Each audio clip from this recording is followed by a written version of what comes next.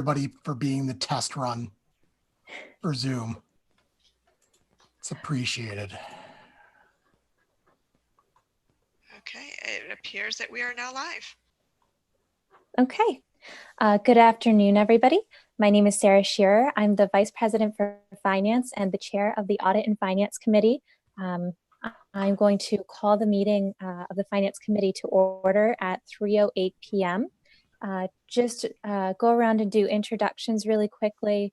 As I said, my name is Sarah and I'm the Chair of the Finance Committee. I'm also joined by my fellow trustees, Karen Strong and Thomas McCarthy. Staff that is joining this meeting is our Executive Director, Scott Jarzombek, Deputy Director, Melanie Metzger, Budget Manager, Adam Stump, and Administrative Assistant, Rebecca Delgado. And we are also joined by our Attorney for the Board of Trustees, Robert Schofield. We have 3 items on the agenda for today's meeting. First, we will be reviewing a description of the Audit and Finance Committee, which I have shared over Google Docs so that we can edit while we discuss during the meeting.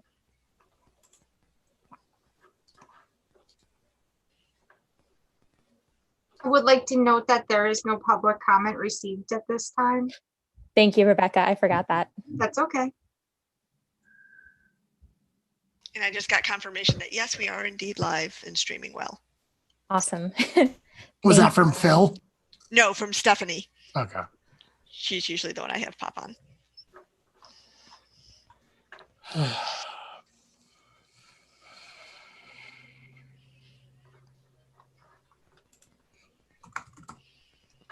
So I drafted a description of the Audit and Finance Committee duties. I took the paragraph from our bylaws, which describe our committee. And from that and from work that we've done in the committee in the past, since I've been on the committee in the last couple of years, I tried to make bullet points and in parentheses add the month where that action item typically takes place. Karen had made some comments, which I appreciate. And I figure we can just go through this document. Karen had asked if we are supposed to review the auditor's report as the Finance Committee prior to the auditor's report going to the board. And that is indeed what our bylaws say. So as a Finance Committee going forward, we should probably note to ourselves to have a Finance Committee meeting when we receive the auditor's report. I'm just looking, is that a bullet point?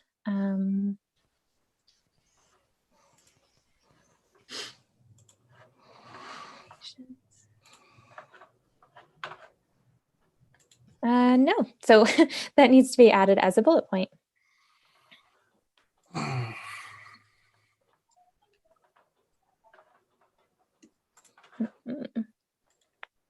Bullet point.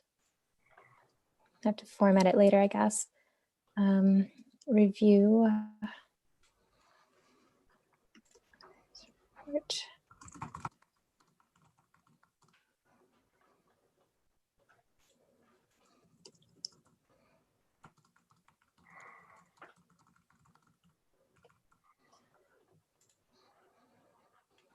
And somebody remind me what month we typically receive the auditor's report. Well, that changes now. Yeah, September, October, right, Scott? Well, that's going to change because we did it late this time because of the pandemic. But if the fiscal year ends at the end of June, then we would hope to start the audit at the end of July or in the beginning of August. So our hope would be either the August board meeting or at the September board meeting. This time around, we started in September and presented, I believe, at the December board meeting. Okay. So if the audit, oh, go ahead, Karen. Well, I was just going to follow the same logic you were. If the audit's going to start then, it makes sense that we'd have it in August so that we'd see it before the full board. Yep, that would be the hope. That's really fast, guys. I was gonna say Wow, September, timeline. because if normally when we closed out the year in December, it would be March when we would have the audit presentation. So if we're going on that same timeline, it would be, instead of January, February, March, it would be July, August, September. So September should be the month we would have it in. Okay. And I'm actually thinking as I'm looking at these bullet points, I listed calendar year. I should probably list according to our fiscal year. That may be easier to look at. May.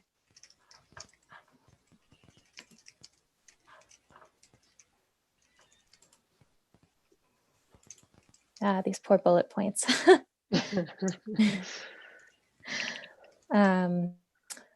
So then the first, actually, I think that would be a different, no, that should be right. So because the Finance Committee recommends selection of an auditor to the Board of Trustees, would we be making our recommendation in the month of July, or would we be making our recommendation prior to that, because we would have to contract? I believe, Karen, you said we're in a 3-year contract currently. I believe that's true. So if we were looking to research as a committee, we would probably be meeting in May to select an auditor Well that before, would well before then. yeah. Okay. That's a to do the RFP process, you're going to need a couple months.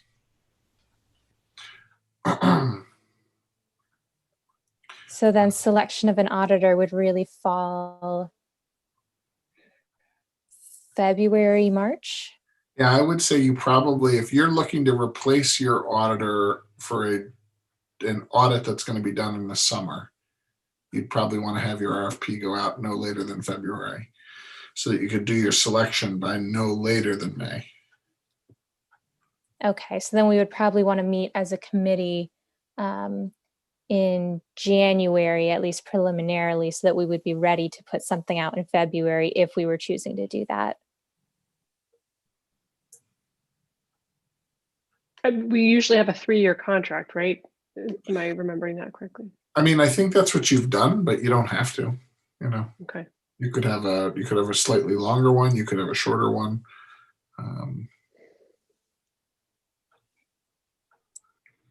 So that parentheses shouldn't just say January, it should say every 3 years. Well, I don't know you want to lock yourself into an every 3-year cycle either. You can go up to 5 within the generally accepted guidelines, and you might not want to do that long. Can we just say when needed? We have to at least do it within 5. Yeah, I'm not even sure you need to say how often you would do it. It's just you're light listing the duties right here, right? Yeah, by my oh, go ahead. Well, I was saying, but if you're giving this to someone who's new to the committee, if the purpose of this is to help people who join the committee know what the committee does, it could be helpful to let them know this isn't something you do every year. You don't spend 3-4 months doing the RFP process. So just, this is part of orientation. It just might be helpful to say, right now we do it every 3 years. I think just saying January when In a applicable. year that, yeah.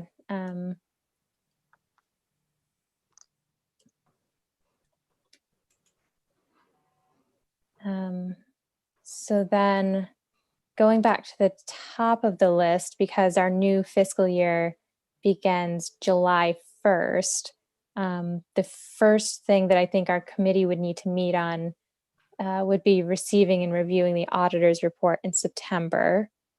And then the next 3 bullets weren't really a specific month, but they're as needed. Be responsible for supervision of the board treasurer, including maintaining the job description for the position and initial interviews of candidates. there's no mention of this in our bylaws, but the committee has taken this duty on. And I believe, Karen, you had commented it might be helpful to list the tasks more specifically. What would the committee's role be exactly in reviewing? Oh, maybe I'm reading the wrong comment. No, I think that's right, Sarah. Oh, okay. Role in reviewing treasurer invoices. Oh, in relation to supervision of the board treasurer themselves. Got it. Got it. Provide policy guidance for financial matters in the library. So that's usually when financial policies go through Policy and Governance Committee. They'll usually also go through our Finance Committee as well. So we'll review those policies. And again, that's on an as-needed basis. Meet as needed to address conflicts of interest or other financial matters. I actually, in the last 3 years, I've been on the committee, have not met to address a conflict of interest, but it is in our bylaws. So that's why I listed this as a duty of the committee. Does anybody have any questions or comments on those? I figure we can go back to the board treasurer one and work on that. I don't know if we want to finish this list first. Sure, I think quick that's comment.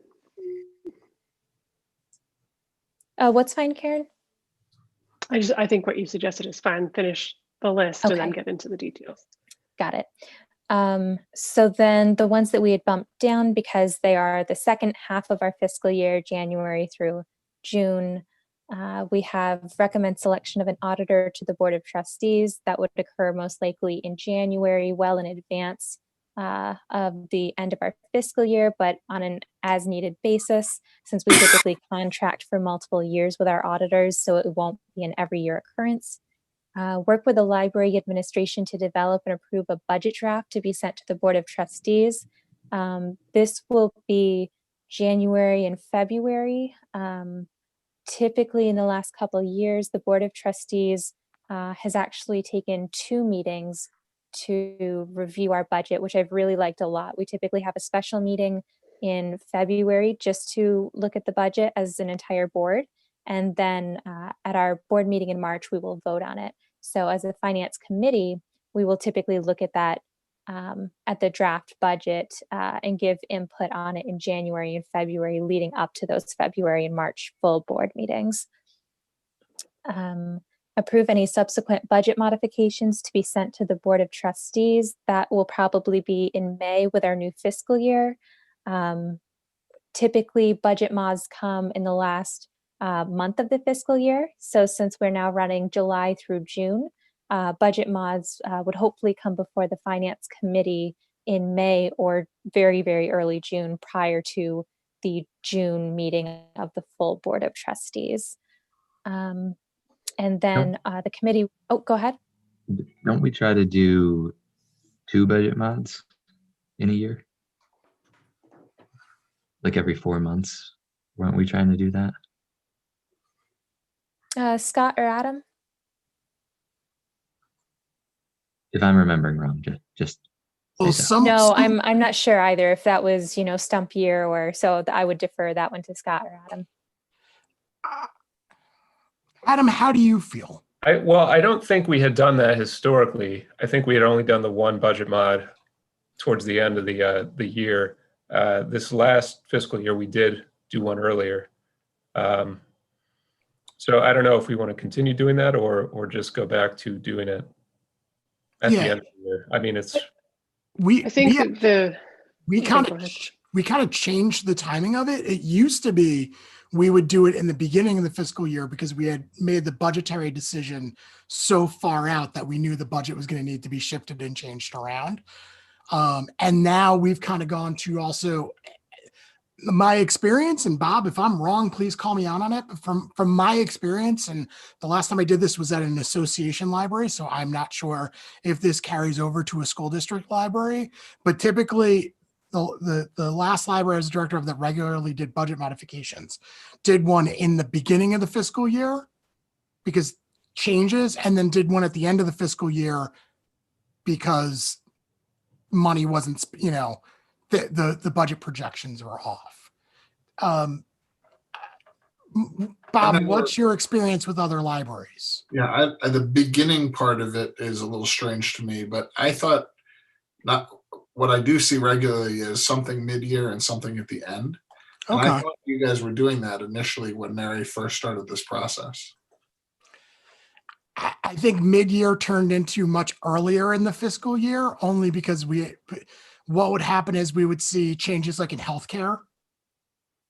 And we would get the quote for healthcare and it would be higher than expected or lower. And then we moved money around, but it's been a long day. So I'm not sure if I'm remembering. I don't it know. correctly. I don't know if I could put a month on it, but I do have a vague recollection that initially you were doing it twice.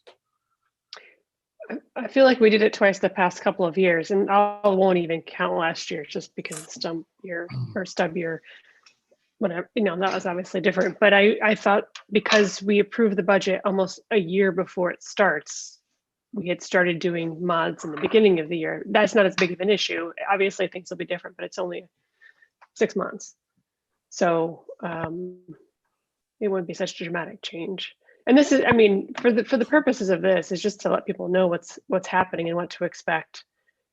And maybe it's May and or as needed, because that might happen. It might come up again if something major changes and we need to talk about it. Yeah, I mean, I think scheduling one mid-year and then scheduling one at the end of the year, I don't think I think that's a good thing. And the worst case scenario is Adam is clairvoyant and so accurate. We don't really need to move anything around mid-year or the end of the year, but having it on the schedule and recognizing the process is there is good for us for institutional memory and just the practice of it and also the preparation of it. So Adam and I will know, towards in the beginning of the second quarter, okay, we're probably going to have to do a budget mod in a couple months. Let's look at the budget and get that ball rolling. And then the worst case scenario is we send Sarah an email saying, we don't think we need to do a budget mod. I like having stuff scheduled and then canceling it if we don't need it. And honestly, I was going to say, 6 months in would technically, I think, be December. I would just lump it in with a January meeting that we're going to have anyway to do the budget.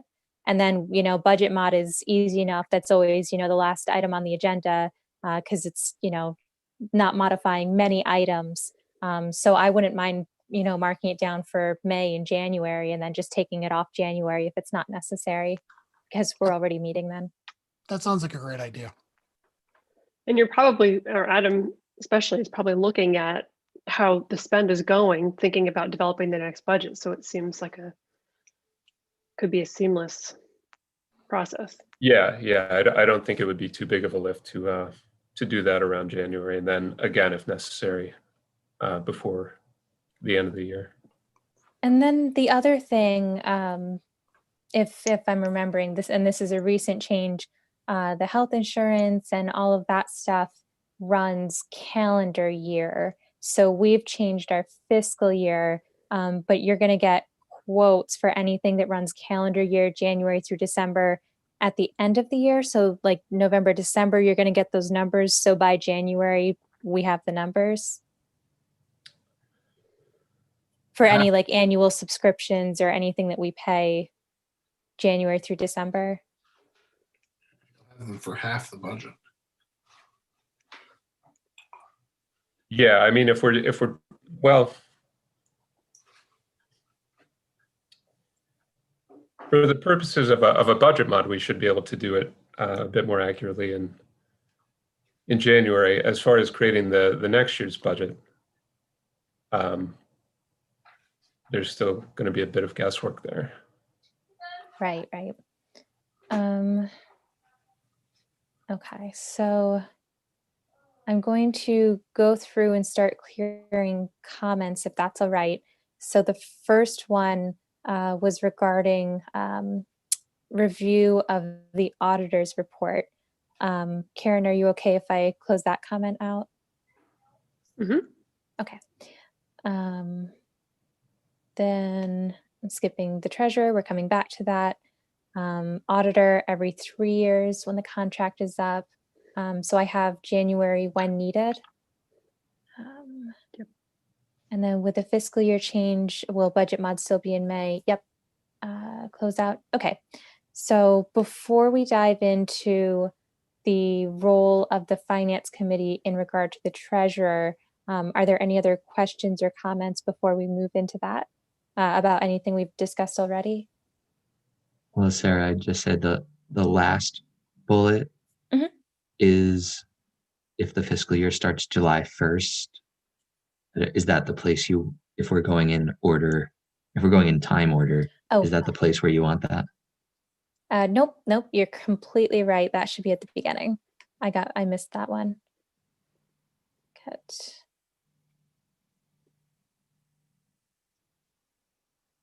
Thank you. So July, September, then I suppose these, actually, let me move these 3 up, I suppose. And then I'm going to throw an edit in here as a suggestion. Mhm. Does that Oh, sound, sure. Does that look good? Yes, because it Adding ongoing. clarifies, it answers questions for everyone. I like it. Yeah, just I realized this is not showing on the screen, so I'm just adding ongoing to each of the bullets that are ongoing. That makes sense. Well, thanks also for taking a stab at this. And I think that, this whole process for the whole board is ongoing, but just to help people transition on and off committees. And as Scott said, to help organize the work a little bit or think it through about when it's going to happen. I think it's going to be helpful and can be changed. This is not a policy. This is not a bylaw. This is just a description to help us all do the work. Absolutely. Absolutely. Very helpful to know, when we should be meeting to kind of plan it out mentally. So with that, any thoughts on what the finance committee should be responsible for, specifically with regard to the board treasurer?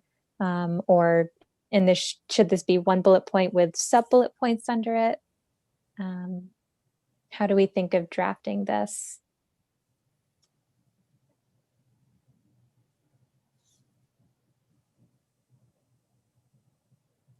Well, We don't know yet, right? But we have to talk about that. I was going to say, what have we done in the past, and do we want to keep doing the things we've been doing? We didn't do anything in the past. Yeah, that's kind of what I thought. But that's not the way. I mean, Bob, chime in. That's not necessarily the way it should be, and that's what I'm understanding. That's not the way the administration wants it to be, either. I'm not sure I follow what you're saying, Karen. So, for basically, the board had no role with the treasurer, except to have him do an oath once a year as he or she was appointed. There was no oversight of invoices. There wasn't much communication between the treasurer and the board at all. I mean, the oversight of we had oversight of the treasurer's report. Yeah, and you approved every check he got. Yeah. You may not have been actively doing it, but I mean, I don't think I would describe it as in the way you are. I think the point is it's a board officer by definition in your bylaws and under law. And maybe you guys don't feel you were being as diligent in that, oversight as there was, but I don't think it was that staff was supervising Chuck.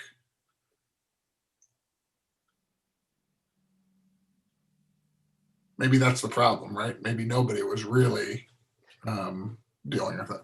So the long and short of it is the board has an obligation to have a treasurer, and they have in the bylaws a clear statement that that is an officer of the board. I don't know if you want to delegate much of that to the finance committee or if you want to keep it at the board level. And if you are going to delegate it to the finance committee, I would assume it's just the sort of, the operational aspects of things.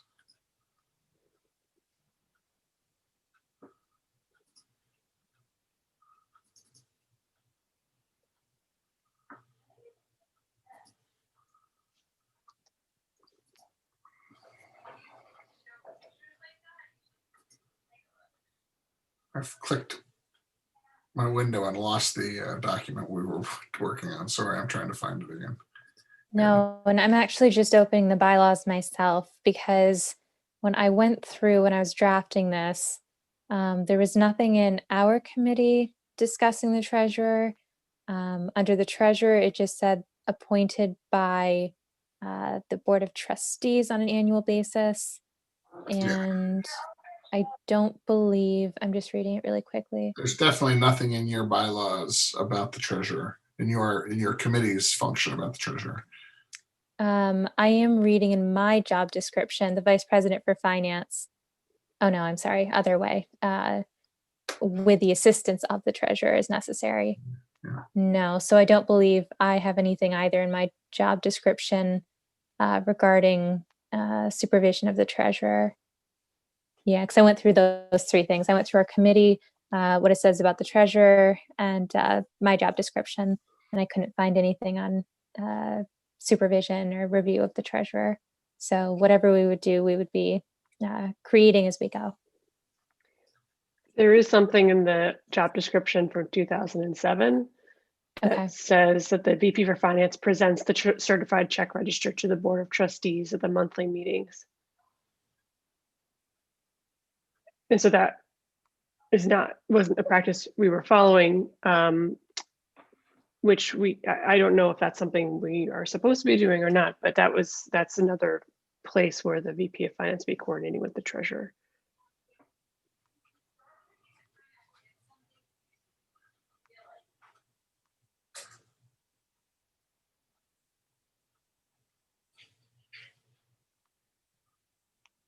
Bob, is that something that there's some kind of law or regulation or best practice that should be done?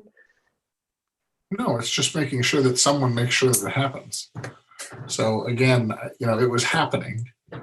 The fact that the individuals who sat as the VP for Finance weren't the ones literally saying, "Here's the check register, everybody." I don't think that matters. It's not a problem. It's the concept. It's like the concept of a secretary being responsible to have minutes. Well, yeah, but they don't have to take the minutes per se. It's just that's one of their. It's one of the things they need to make sure occurs. There's nothing that specific in the VP for Finance description. I don't remember if there's anything about that in the treasurer description. Let's just say. Yeah, no. No. And then the Finance Committee. Yeah, no, nothing there either. So anyway, I think that was, so I think that 2007 document was really designed to make sure that tasks were split up enough. That may be why that list got listed that way. Okay. And as it turns out, it's really whoever's sat in Adam's seat, right? Yeah, I've always been the one, for the last several years, I've been the one preparing the actual check registers. I mean, we do have this separate document that the treasurer signs, and actually Sarah was signing it too as the VP of Finance that's Right. certified Okay. the submission of the check register. So I think that kind of meets these standards. I even though I'm the one I didn't know that. creating the document. Yeah, that was something our auditors had asked for years ago. These Yeah, there's a cover sheet on every check register that documents that the board actually approved it, correct. so that the treasurer knows that he or she can actually sign the checks. Got it.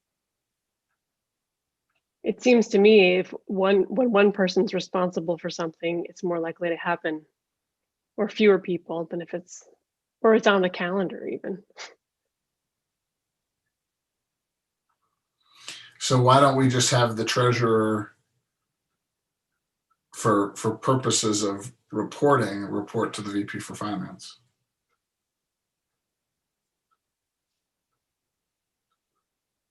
And then what reporting is, you're gonna have to define in the next thing that we're turning to. Yeah, because that would be in the job description, not the committee description, correct? Correct. But the VP for finance can't approve how much we pay the treasurer each Nope. month. No, this is really just the reporting of, are the tasks, that you've set forth happening, and somebody to sort of keep an eye on the Supervisory. Yeah, I mean, it's the board is the supervisor, but the VP for finance is the point person on that relationship. Sort of, like informally, the president serves in that stead with respect to the ED. The ED is not an employee of the president, but the president does fulfill a more direct role.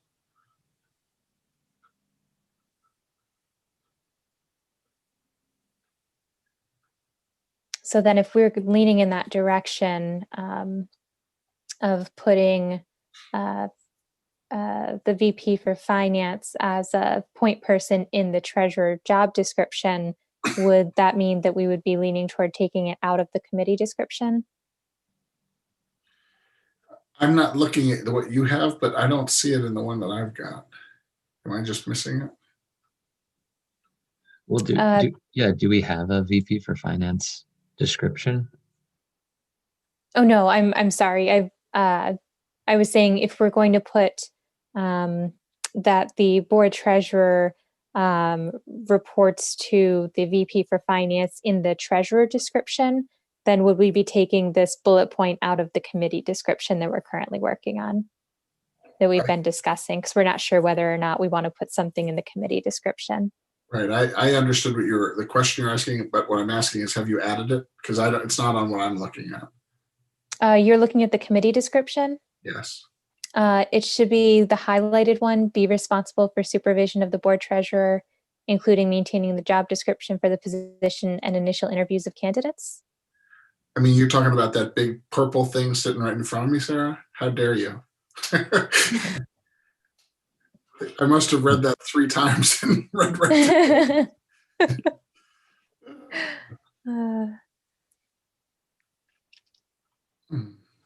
Right. I think that's the point. If you're going to give that to the VP, you wouldn't necessarily need it here.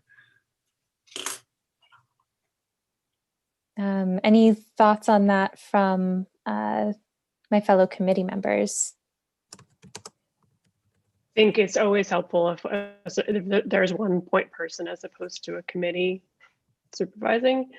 Though does it make sense that the finance committee has a role in maintaining the job description and doing the initial interviews? I mean, practically, you're going to do that, right? Yeah. Can't imagine you would have one person do it without support.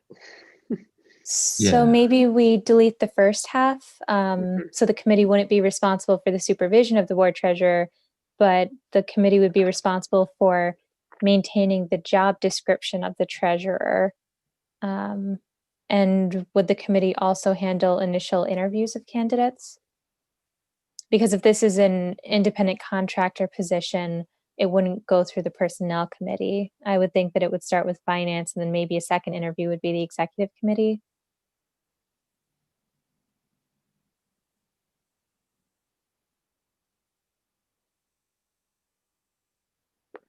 I would think personnel committee would have a role in it generally. I don't know how many interviews we're going to do, like how many stages of interviews.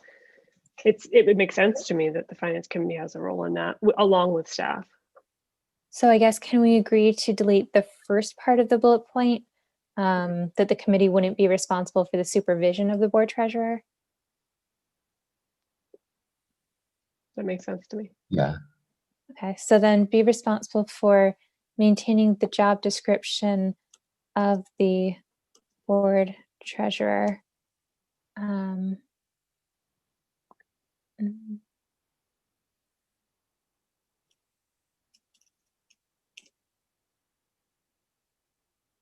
Be responsible. Just need another Actually, verb. yeah, it would start with maintains.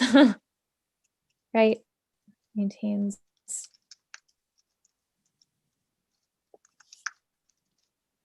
Just added conducts initial interviews. So right now we have maintains the job description of the board treasurer and conducts initial interviews of candidates.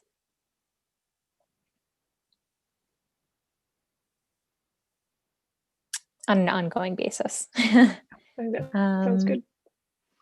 Okay, so Like that. I will accept that last comment, and I believe we have a draft. Do we need a motion to approve it on the committee level, or is this just an advisory that we'll send to the full board, like the personnel one? I don't know how they did that. You certainly can vote at the committee level. I vote to approve the committee description for the Audit and Finance Committee. I second that motion. Erin moves. Tom seconds. Any further discussion on the motion? Seeing none, all in favor? Aye. Aye. Tom, you're in favor? Yeah, I'm in favor. Okay, sorry, I can't see. All in favor, motion carries. So this description will become a part of the board packet and will be sent to the full board at our Tuesday board meeting. The second order of business is the description of the board treasurer job description. I figure we can just go section by section. So with the job descriptions that Karen had compiled, I believe I took the introductory 2 paragraphs from, I think they all had the same introductory paragraphs. Obviously, I just inserted our name, Albany Public Library. So if everyone just wants to give that a quick read over, that should be a pretty straightforward section. The second section, oh, go ahead. This is probably a good place to lay this groundwork about, how do you want to do this? You've got some models that you've looked at. There's similarities between them, partly because they're all modeled on a standard form of civil service job spec for treasurer that sort of exists out there.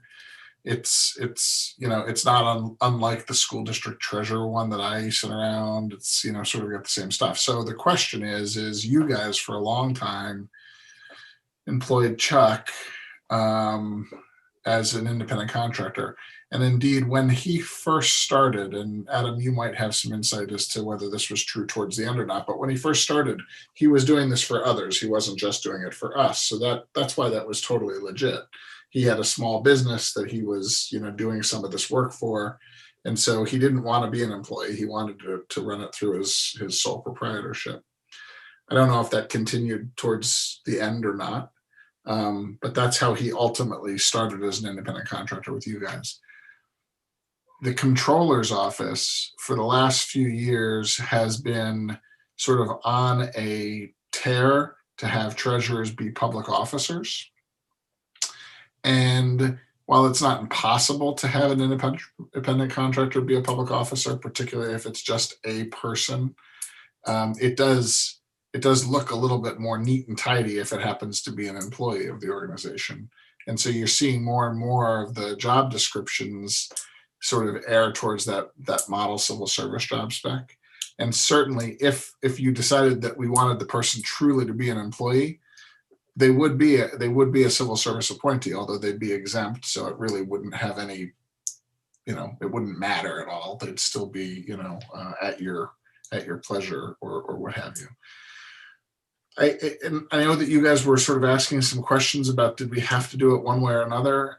I think the answer is no, but I think I think if you read these controller reports where they're dealing with it, some of which are quoted in the materials in the library trustees handbook, you see that they seem to be pushing for an employment relationship as a public officer. But I think, quite honestly, they don't have anything to base that on. They just, they've gone there because they think that's more a more accountable situation. If we are going to do an independent contractor arrangement, it has to be legit. New York is notorious for believing that there are no such thing as independent contractors, and that's only getting more and more sort of the party line within Department of Labor as they deal with the gig economy. So USDOL issued some regs this week to try and make that a more viable concept, but whether those regs are going to survive the next 20 days or not is up to anybody's guess. And certainly New York is moving in the opposite direction. The appellate division just held 3 weeks ago that Uber drivers are employees. So anyhow, with that background, I think you have a little bit of wiggle room, but if it's going to be an independent contractor, that's going to have to very much be a business or somebody who's running a bookkeeping business. So Bob, in regard to posting our job description, would we have to make a decision on that prior to posting, or could we get candidates and then, determine, this person clearly runs a business where they do this for other organizations, or, this person really doesn't, they would end up being an employee. Do we have to make a decision prior to posting or after interviewing? Depending on the circumstances of our candidate.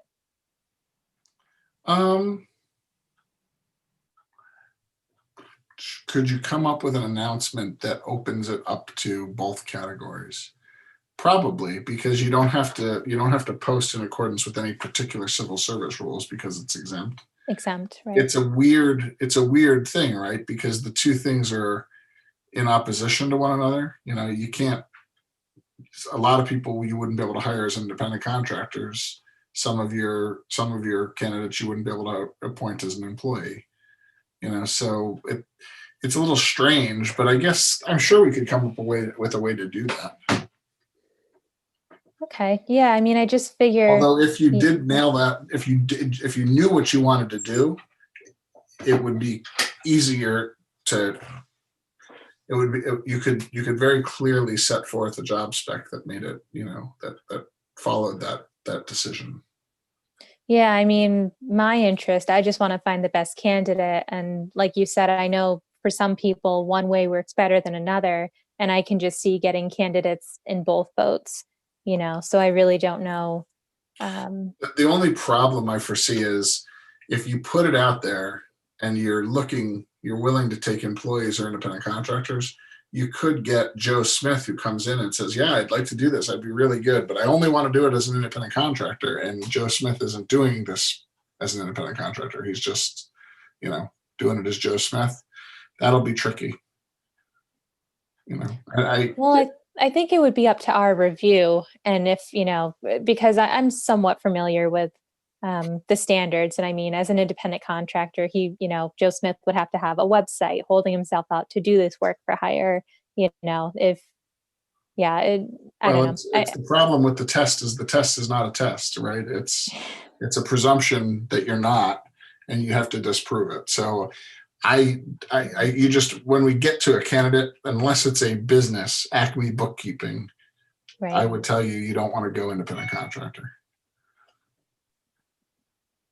Okay. So there's no still proprietors anymore. You can only be incorporated business to be. No, you can still, as long as if you've made the decision as a consultant to be, Joe Smith Consulting, and you've got 3 or 4 business relationships, and this is a fifth one, that's going to be upheld because you can demonstrate that you're in business and you're doing this work. The problem is the one-off, where I say, well, that seems like a pretty good gig. I'd like to do that for the library. I'll start a business, quote unquote, but the library is the only business client. That's going to look fishy. So if we had this position as a staff position, what are the categories of staff that do we have a category of staff as so few hours? This isn't going to be a staff position. It would just be, it would be a board employee, So, I mean, it would be a person who gets paid through payroll, but it wouldn't answer to anyone, assuming the only job that it had was the treasurer. The only thing that this person was hired to do as treasurer, it would be a board employee. It wouldn't be a library employee per se. Right. And are those people, a board employee, are they prevented from earning outside income? Like if they no, right? If they wanted to do something else on the I don't side. think any library employee is prohibited from earning outside income. You've got a lot of library employees who have 2 or 3 employees. I mean, to me, that. And it's not going to be a full-time position. Doesn't that kind of It's not gonna be a mitigate benefit the? position. Yeah, Bob, the only issue with that is we do have a procedure internally where we don't allow staff to be paid for programming outside of their hours. And the reason why we do that is because of job spec and working at a title. So in other words, if you're a clerk, we won't hire you to do a program because then we're hiring you. It was something that the board brought up years ago because they were concerned why there was staff members who kept showing up in the check registry. But we've kind of done that practice for a while. You're making a face like you don't approve, so I'm curious. No, it's obvious. You can't have an employee who's an independent contractor. That would be illegal. Yeah, so That's the I'm just rationale for bringing that up for this conversation. But it's 2 different issues. Then that's fine. But because there's some overlap, but there's 2 different issues there, right? You have a library clerk who works for APL and who goes and does weekends at East Greenbush. Yeah. Happens all the time. There's examples of that. You have examples of somebody who works at our office as a library person and does weekend hours at Bach. I mean, that happens. That's fine.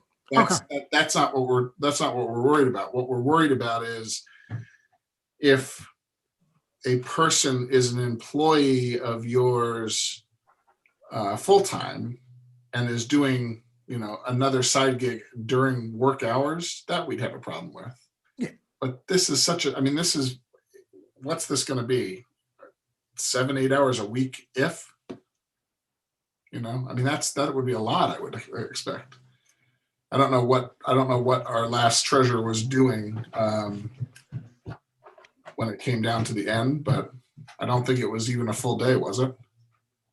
No, very rarely. It was usually maybe 3 to 5 hours a week. I mean, this past year it was much less than that. It was every other. It might be higher at times of the year. It might be higher for a new person who's learning the ropes, but I mean, this 8 to 12 is probably an overestimation, I would guess. Yeah, and I had noted that. So they're not a staff person, they're a board employee. Would they be subject to the personnel policies that we have established for library employees, or would it be completely different? If it depends on what the board does. Could, might not. That's a board decision. So the only difference with if the treasurer was an employee, it just means that they're getting paid through payroll as opposed to just That's the biggest invoice and check. Yeah, that's the biggest difference, is that they are paid in accordance with a payroll process, subject to FICA and withholding and all that stuff. And that is the primary reason why a candidate might care about their status. I mean, certainly that's the reason that people try to become or not become independent contractors. I think there are also benefits you have, like if you're a sole proprietor, you can put more into self-employment pensions or, IRAs. So if somebody had a legitimate business doing this, they would probably opt to be considered an independent contractor instead of an employee, and just do their taxes one way or another. So if you've got a business, it's definitely better to be consistent with that. No question. No question. What on the flip side of it, though, if this person's a board employee, they're going to have to be offered membership in ERS, for example. They're a part-time employee of a public organization. They're going to have to be given that offer. And if they say yes, then you're going to have to contribute for them. By the way, that could be a big reason that you get somebody looking to do this with you, is because this would give somebody service credit. And now, in order to figure out service credit, I feel like we're diverging here a bit, but because the hours are variable, how would that be determined? Well, I don't know. I think the library has a set day of 6 hours, if I recall correctly. So it would be whatever percentage of that it is. Got it. Luckily, we don't have to figure that out. That's the controller's office that does that. Yep. They just take the payroll records and convert it to service credit. But I think we have a 6 hour workday for the library, if I recall correctly. I think it's actually 7.5 hours. For OSC purposes, Adam? I believe so, yeah. Okay. You may be right. That's higher than usual. For some reason, I thought we had passed the resolution doing 6, but I could definitely be wrong about that. I mean, that's actually consistent with what you do, so it does make some sense. 6 is the lowest you're allowed to set.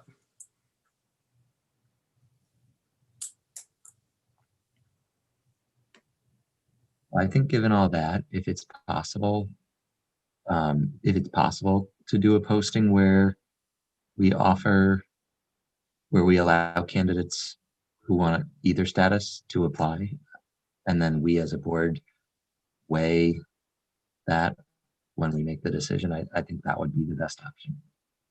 So you basically finish this job spec in a way that doesn't make it look like a civil service job spec. It really is just, what we're expecting by way of the services, and the announcement is to individuals or the library seeking individuals or businesses to perform services as the library treasurer or something to that effect. Yeah, I think so. One of the challenges of that is the how do you say what the pay is? Because I don't think pay for an independent contractor should be the same as an employee because of the payroll tax and a variety of other things. Like $50 an hour for an independent contractor is not. I don't know what the going rate for treasurers are, but that's not I would think that's not the going rate for a bookkeeper or an accountant generally. But if it's an employee, it's different. Like it's a lot more money if it's an employee than if it's a independent contractor. Well, Adam, there's a lot more take home to it for if it's the same. I mean, I think you can get these services on an employment basis for less than $50 an hour. That's for dang sure. I think most people that are, treasurers of small organizations aren't making that hourly. Well, and this was 2007 also. And it was as an independent contractor. As an independent contractor, right. It should be $62.50. I just looked up. Does the other job descriptions say the pay? I didn't remember that. I don't think No. I remember seeing that. There was one that was a full-time job that was $100,000, but that's not what we're talking about, obviously. Yeah, but so if it were a school district treasurer in a large school district, that wouldn't be unusual, right? Because essentially the person is filling a full-time fiduciary position.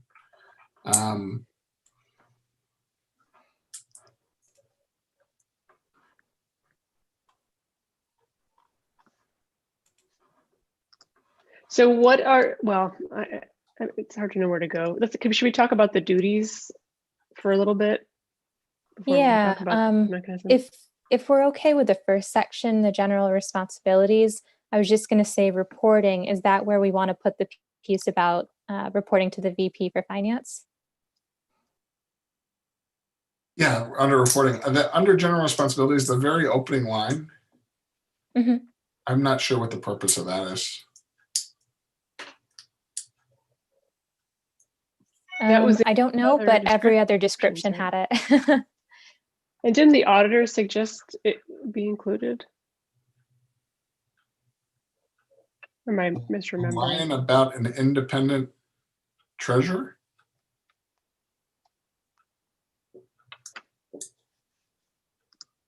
I looked at 3 or 4 other library treasurer job descriptions to put this together, and everyone I looked at had this section verbatim. Yeah, and that again, that's coming from the fact that everybody gets these forms, right? That are thrown together, and I'm sure somebody said, "This is a great explanation. Let's throw it in," and so now everybody's copying it. But it's not something you'd see in a job description. It doesn't. It seems like a non sequitur to me. I guess our 2007 description was so bare, I just figured in drafting something to put before the committee, I'd rather have more than less. Than we can, taking out is easier than going to find something. So I figured we could put it in, have a discussion, if you guys want it out, easy to take out. It's your decision. I don't think that's it. I think it seems out of place to me. But you did send those other examples. Are they in those other examples, Sarah? All of them. I mean, I think it's worth. Several of whom are our clients, so I'm, have a little bit of egg on my face.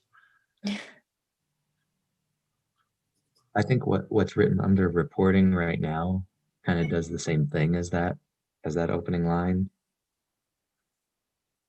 Less far away.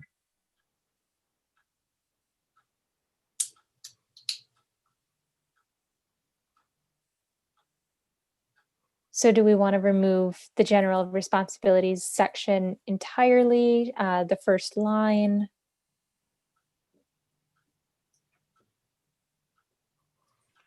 No, I don't. I think the general responsibilities is important. I think the first line is what I would suggest that you don't include. Okay. I mean, I'm fine with that. Karen, Tom?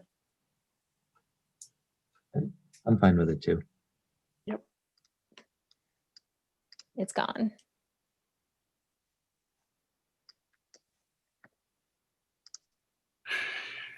By the way, so I don't lose the thought, if I remember correctly, the document that you sent for Bethlehem wasn't a job spec, it was a posting, and it's a good document for us to use when we're ready to get to that point.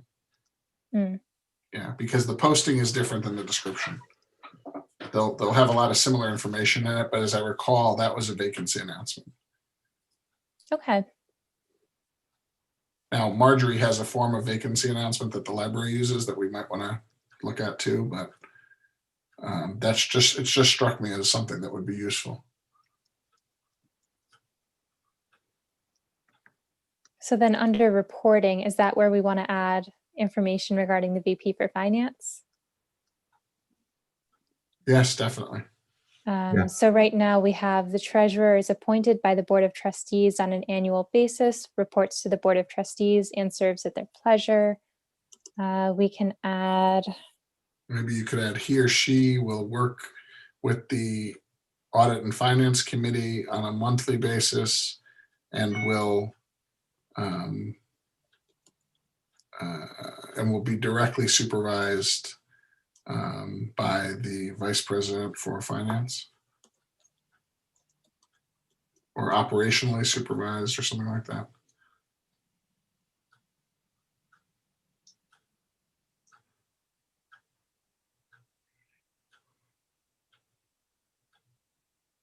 Is supervise a problem with independent contractor I mean, classification? it's definitely a word that we'd want to change if we're not going to have it be a independent contractor, because the primary touchstone is control. Maybe we could just say, and we'll work with the Vice President for Finance. I mean, it sounded like to me that you were looking for something more than that, though.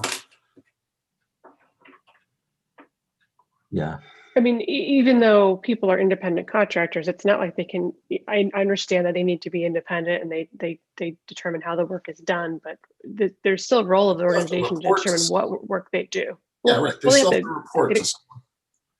And it's like, this is the work you need to do. Yeah. I don't want And this is that. how I want it. Yeah. And their So- workflow will be guided by the Vice President for Finance, or not workflow, their work, what we want them to do. Work, Coordinated.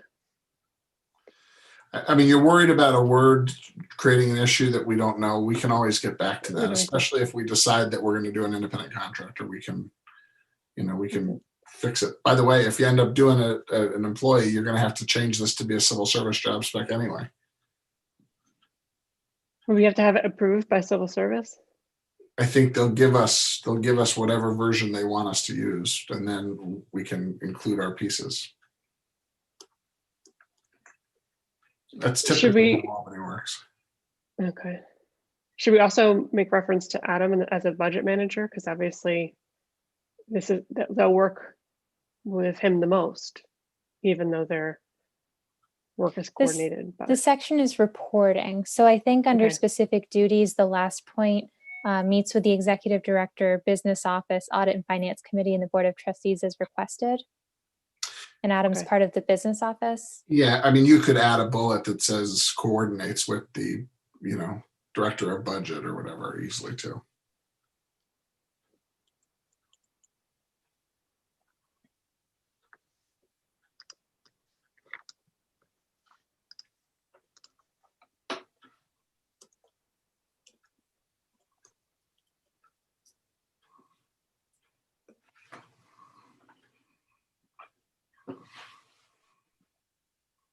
So I guess if we want to dive into specific duties, going right to the middle, Tom caught a mistake I made. I had written reviews bank reconciliations performed by the business office, but I believe in the segregation of duties, the treasurer would be actually doing the reconciliations. Yeah, that's correct. The treasurer has always done the bank recs. Yeah. Yeah, so this should be performs bank reconciliations.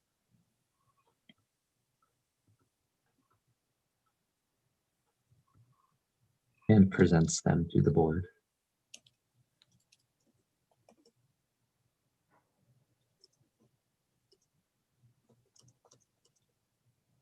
Okay. And the other question I had was the second bullet point.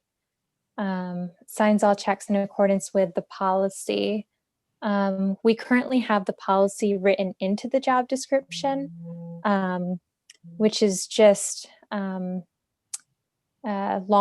I saw this in one of the other job descriptions from the Bloomfield Library, that they just had the policy, refer to the policy, and then have your policy. So if it ever changes, the job description is connected to that policy. So I don't know if we want to do this or keep the specific language in the job description. I think your approach is a good one. I would reference it as in accordance with library policy or board of trustees policy. It's It's probably even better. I like with a library policy, because aren't all of the library policies Board of Trustee policies? I mean, No. you've got some policies on your website that I don't think the board oversees. Okay. I don't have a problem with either one of those words, Sarah. Either one gets the point across. Something specific. Or we could just use the name of the policy if it's the check signing policy.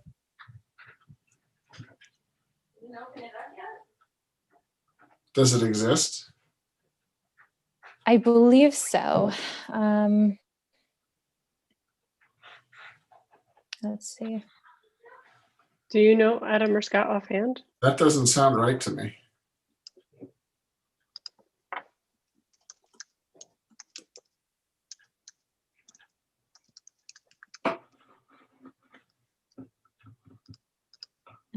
I just got to our website, library policies.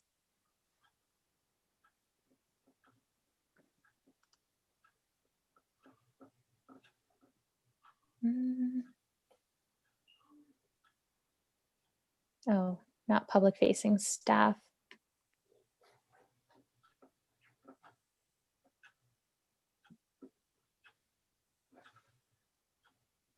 I'm not seeing anything under check signing or finances. I thought we had something, but we can. How about come to that. expenditures? Is it in the expenditures policy?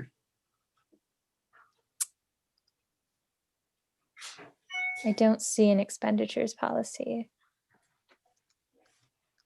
Oh, I'm thinking of purchasing maybe. I've been talking to you guys and I'm on mute. I'm sorry. It's the house is wild today. I mean, Yeah, I I would don't- think it would be in the purchasing policy, but I'm not seeing it. Yeah, I just opened it up. I don't see the purchasing policy on the. It's the second, because of the website design, and we're going to change this with the next redesign. We couldn't put all the policies on the same page. It's a gripe I have, as much as I like the website. And Stephanie and I have tried to change it. So because we have to split them up, inward facing policies are on a link. If you look at the page, At the top of the page, it says Yes. staff related for policies can be staff found here. And that's going to be changed hopefully in the next 6 months, maybe. Cool.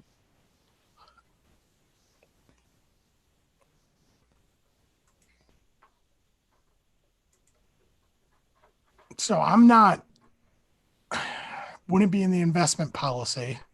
Yeah, do and I we would have have sworn I this? saw something when I was on I P&G. think it's in the job description for the old treasurer job description. Yes, might that's where I pulled it from. So that's the comment in the box. Bob, would it be worth P&G looking at the purchasing policy and covering check signing in the purchasing policy? I mean, the problem is it's more than purchasing, right? I mean, you write checks for things other than purchases. But I think we're going to have a policy especially if we're going to cite it this way. Would this be a payment policy so it would kind of cover everything? Yeah, and quite honestly, are you guys starting to do payments through other than checks? Yeah, Venmo, PayPal, wires. we definitely do wires. We do a couple of wires every year, just, the retirement system bill, things like that, but Yeah. no PayPal, no Venmo, no EFT payments really. Are you guys wiring payroll? Or just transferring payroll? I think we're just transferring. I don't think it's a wire. Yeah. So ADP is pulling out of your account? Oh, we're not with ADP. We're with Paylocity.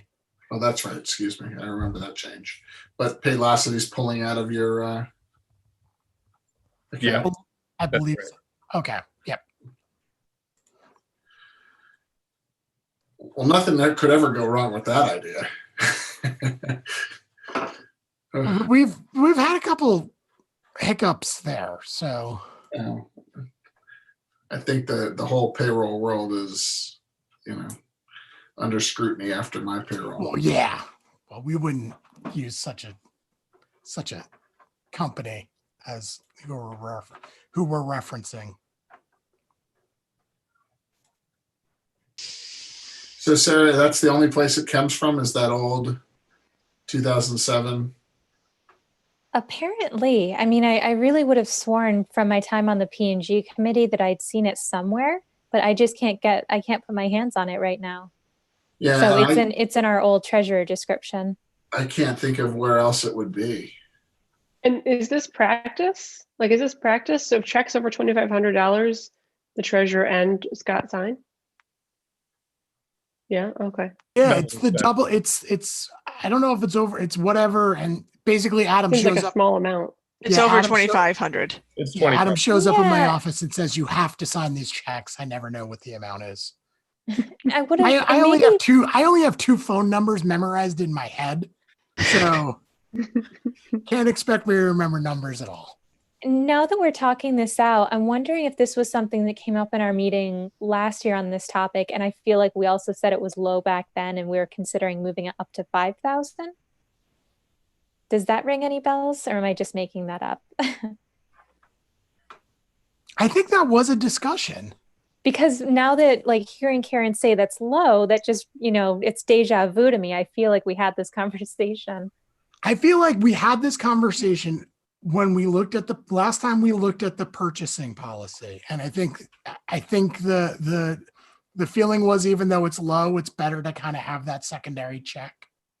I mean, it's really not a huge. It's literally Adam walking across the room and saying, "Sign these," and then me signing them. Yeah, And but the so only that's ironically though, that's not what it's for.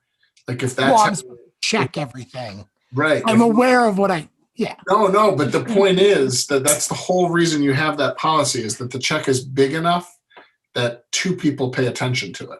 Yes. And if you're so nonplussed by the fact that you get 10 or 15 checks a month, that's the problem, right? It's too low then. Oh, So okay, that makes sense. It's a good indication that you want to raise it to something higher, so that it actually does have some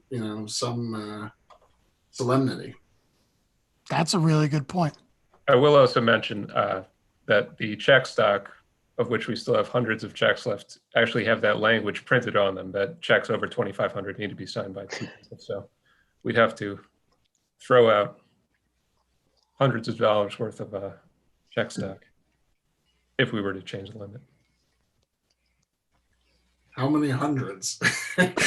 Yeah, that's Because if it's just a couple hundred, maybe you'd do it. But if it's like $1,000, you're like, No, it's not 1,000. It's probably a couple hundred.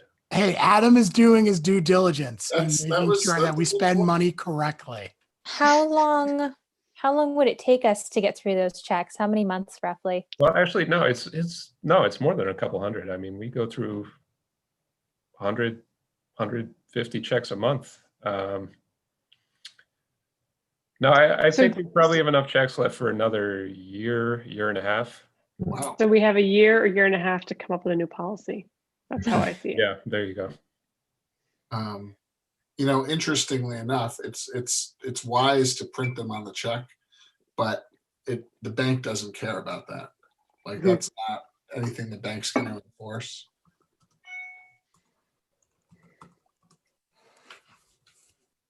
I've heard that many times. So I see that it's 4:30 and I don't want to keep anyone any longer. So I'd say we're about halfway through the description. Are we thinking we can get through this description and then look at the reallocation of funds which shouldn't take long? And then I feel like we're going to have to probably revisit this job description because we have a couple open questions I'm hearing. I don't know if we'll be able to approve something today out of this committee meeting. I say we at least How- get through it, because if more Mhm. questions come up that we want answered, then we should know that today. And we also need to be mindful about timing. And, currently Melanie's got to take on whatever whatever responsibilities need to be taken on by the treasurer. And I know she's extremely capable, but we probably need to be, even the process, once we get it out, it's going to take time to get somebody on. Would like it expedited if at all possible. So let's keep going through this and then get through the reallocation of funds. And I'll circle back or before we leave this policy, when we get to the end, we can just go over the open questions we have so that when we walk away from the meeting, we know what we have to look into. So, because right now we have the general responsibilities paragraph, reporting, I have that word supervised marked. Specific duties, the only piece that's marked right now is check signing policy. And if we want to put the specific language in the specific duties or create a policy, is there anything else under specific duties that needs to be changed, or that anyone had any comments or questions regarding? I really tried to take the duties from our current 2007 job description, compare them with the other job descriptions and the other sources that we're working off of. But I'm sure, I absolutely could have missed something. So I just had a couple of comments. The line about petty cash, we actually don't have a petty cash fund anymore. We eliminated that several years ago. It had just gone unused. Great. So then we can just strike that bullet. It's not relevant to us. I think you can, yeah. And That's the easy enough. other one, the first one serves as the custodian of all library funds. I guess it depends what you mean by custodian, because like the online banking function, for instance, the treasurer has never had access to. So I mean, he was an authorized user in the sense that he was a check signer and could say speak to somebody on the phone about the account, but he wasn't actually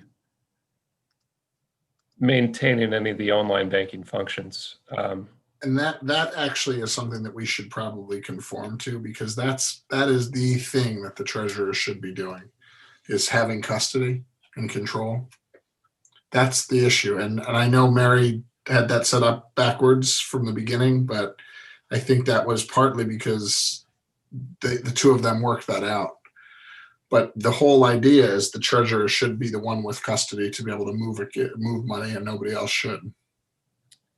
I will say there are, like payroll, for instance, we have to move money into, well, I move money into the payroll account every 2 weeks. So, I mean, there are very regular functions that have to be taken care of. So yeah, you can deal with that with an operations policy or something like that, so that you have the authority to do certain transactions.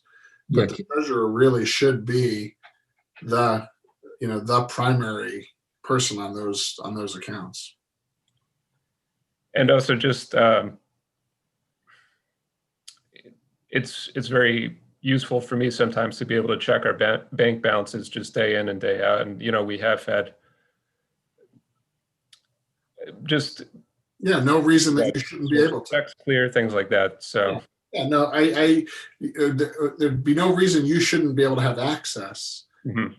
But the treasurer definitely should be the person that has the primary relationship on those accounts. That's what custodian is. That's the entire reason that the controller's office wants these set up this way.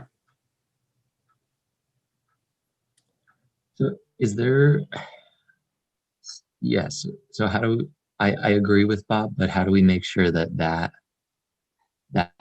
doesn't hamper Adam's ability to do his job or make things run smoothly?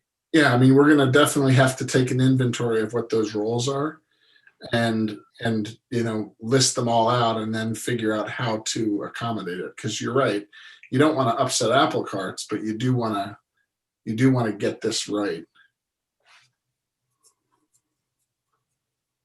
yeah, I mean, certainly we can create another account for online banking purposes for another person. And as if I didn't lose access to my account, then I don't see it being a problem.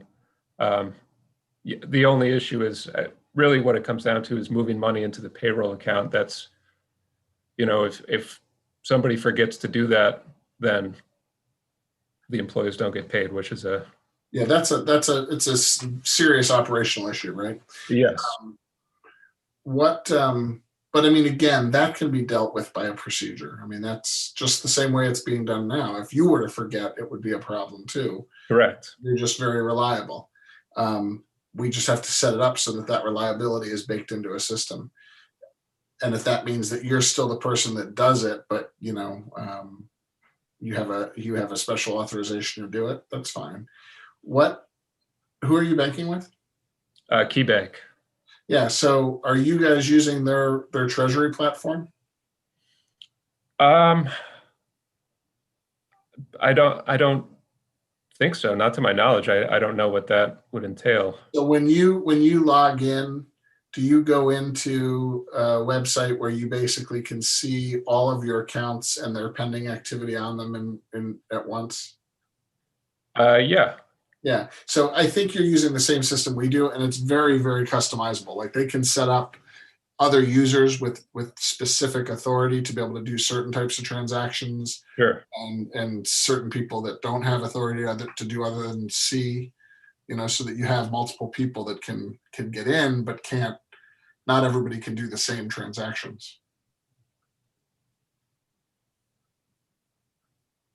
So I think it's just practicality.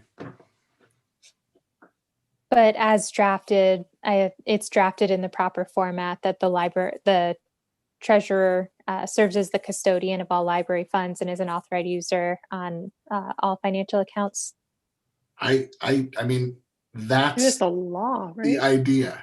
That's the idea. If you read section 259, which is where all this stuff comes from, Mm-hmm. the money is given to the treasurer. Mm-hmm. The school district transmits it to the treasurer, not to the library, to the treasurer. So it becomes the fiduciary obligation is the treasurer's. The treasurer is the one that's supposed to open the accounts and what have you.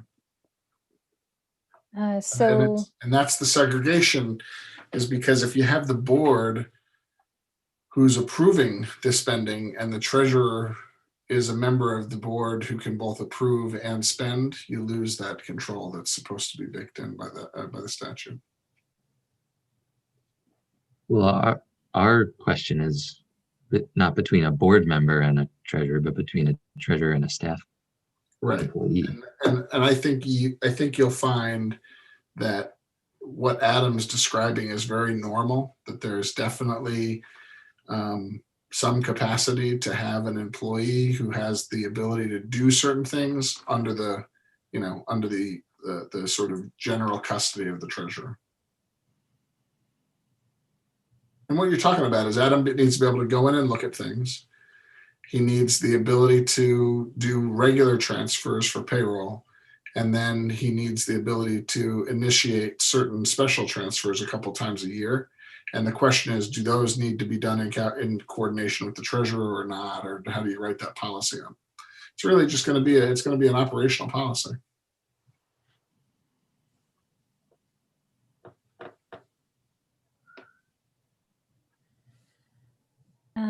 So did anybody else have any comments, questions on any of the other bullet points under specific duties? I had a couple of other things. Sure. The line about reviewing adjustment entries. Typically in the past, the treasurer had actually made a number of adjustment entries himself.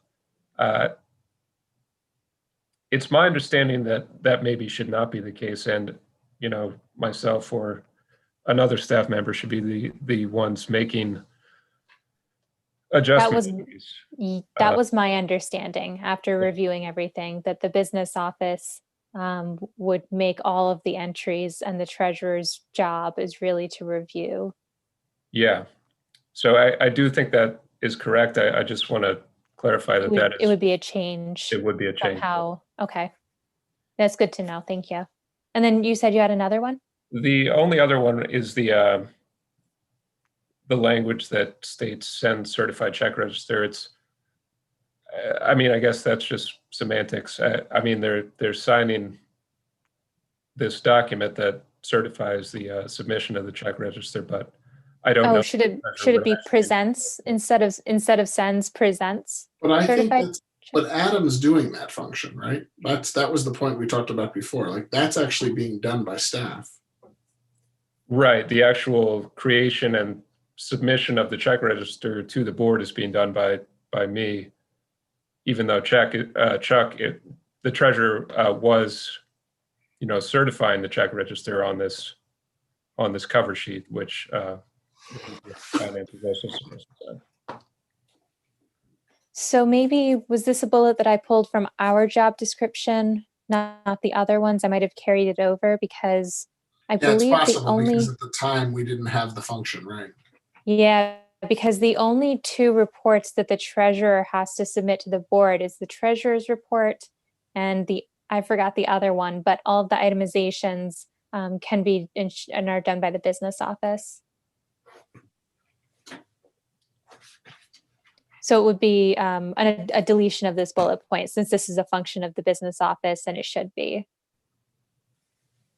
This is not part of the treasurer's job.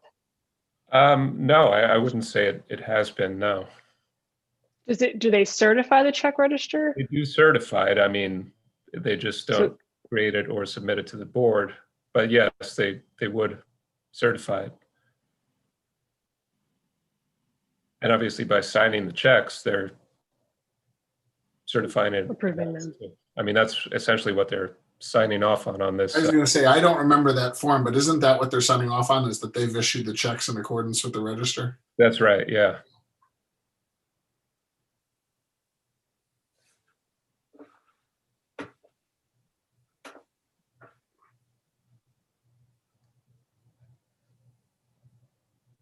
The bullet about signing checks really probably should properly read, signs all checks in accordance with library policy upon approval of the Board of Trustees.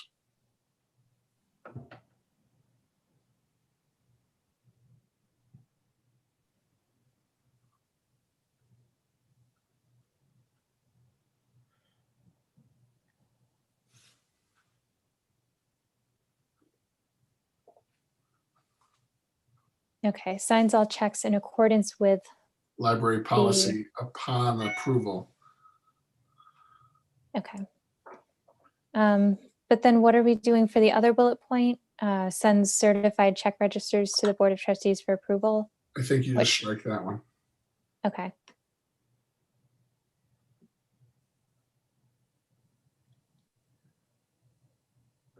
And then I added coordinates with the budget manager, second to last above, meets with executive director, business office, audit and finance committee, and the Board of Trustees as requested, just because it was mentioned earlier due to all the coordination.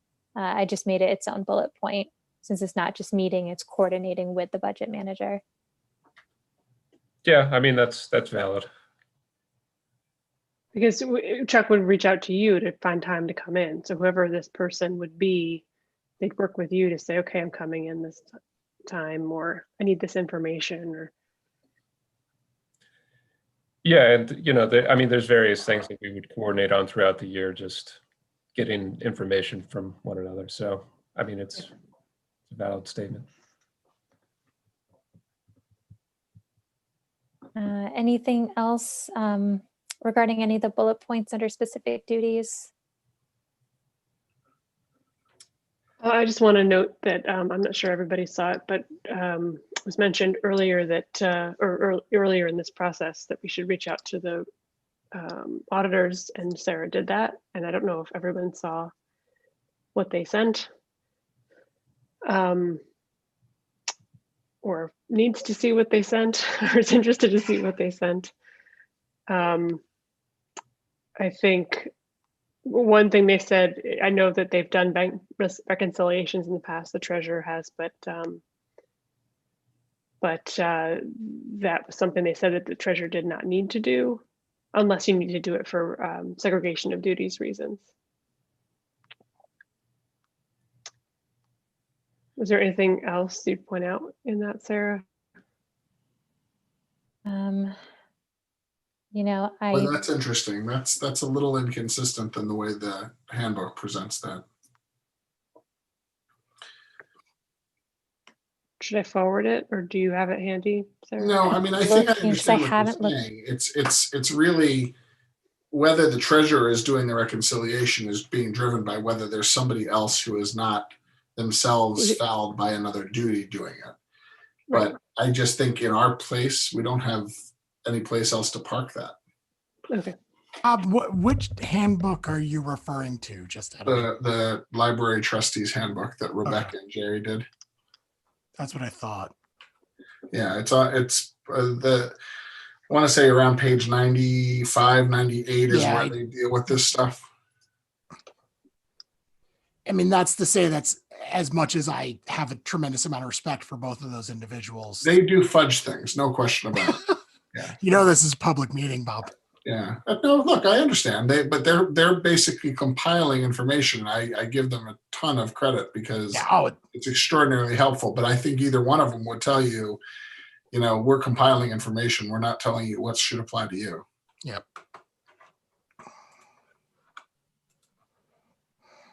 Jerry lives in my hometown. Strong Island. Yeah, I found the email from last month. It feels like a lifetime ago. And he was discussing, looks like the items, because I sent him our 2007 description, either are or could be performed by your other staff and reviewed by the treasurer rather than necessarily being performed by the treasurer. For example, bank reconciliations and journal entries. There isn't any reason why the treasurer couldn't perform those duties, but depending on the totality of each staff member's duties, it might make sense for them to perform some of these duties with subsequent review by the treasurer. So it's just how we have our positions set up and how we want to do our segregation of duties.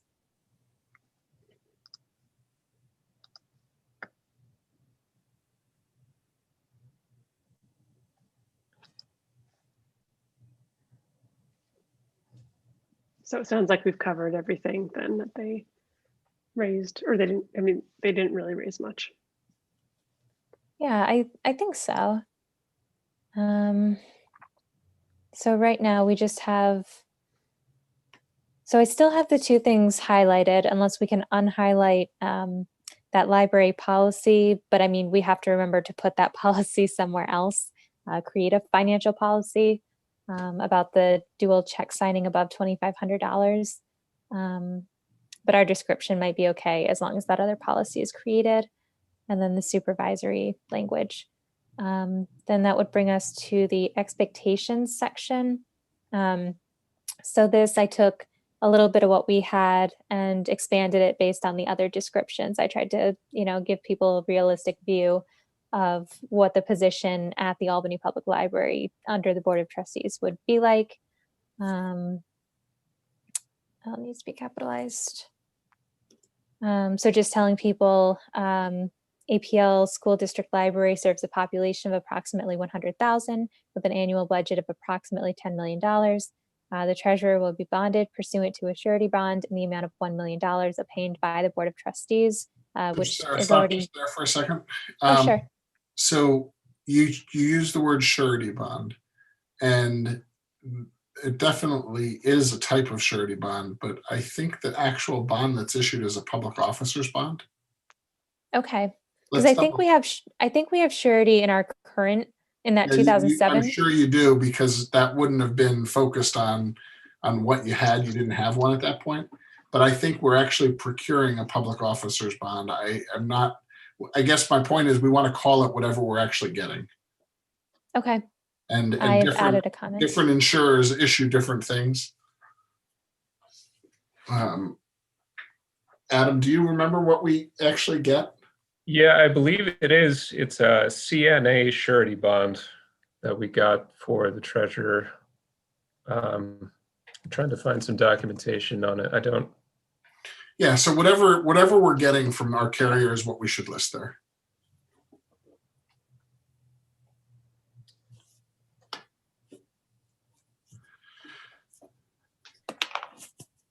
I might be able to pull it up. Let me just see.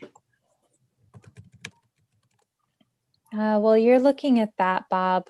The other sentence in expectations is the workload that we had discussed earlier. I carried over what we had in our old description, but I marked it because I knew we needed to update it. So that says the candidate selected for the position of APL Board Treasurer should expect to perform, and currently under current description, it's 8 to 12 hours of work per week at a rate of $50 per hour, which is approximately $26,000 per year. I know our last treasurer was using significantly less than this. The numbers I heard thrown out earlier were 3 to 5 hours a week, roughly. I know it varies, but I think we should definitely, be reflecting more realistic hours for the position. And then Karen, I know you mentioned revisiting the rate of pay.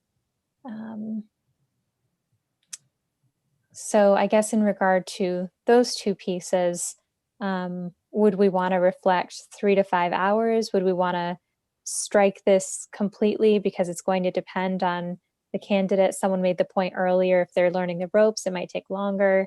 I'm not sure if we want to keep this piece in or just strike it from the description entirely, because I know, Karen, you also mentioned that salaries or hourly wages weren't listed in the other descriptions. So I've got an answer, but it's not a current answer. The last bond I have was it expired in September of 16. It was a public officials bond in the amount of $400,000. Yeah, Bob, I actually found a more recent email than that. And yeah, it's CNA Surety, that's the bonding entity. But yes, I see it as a public officials fidelity bond, and it is in the amount of $400,000. So that hasn't changed. So that's actually the most current bond. Okay. For the treasurer. Is there in 2016, 2018, that cost you $700? That's that's still approximately what we were paying for it as of last year. Yeah. So that's probably a low amount for you guys, given how much you guys have at any given time. Just so I mean, a bond, I think this is probably obvious, but the bond it's like a hyper insurance policy. If the treasurer makes off with money without asking you any questions other than prove the loss, the insurance company pays that money back to you up to the maximum amount of the bond. But over 400, you're out, right? So you know, the 400 probably seems a little bit low given how much cash they have access to in an operating account at any given time.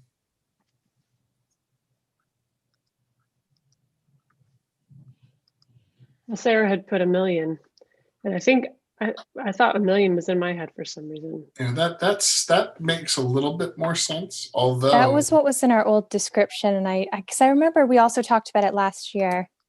Yeah, I mean, $1 million seems reasonable to me too. Although I think probably there's times of the year out of it you have more than that in cash, right? Yeah, I mean, I would say the majority of the year we have more than that. I mean, our tax levy is $7 million, so. Yeah. So where it says surety bond, should I go ahead and change that to public officials fidelity bond? Yeah, either public officials fidelity or public officials, whatever the current naming is.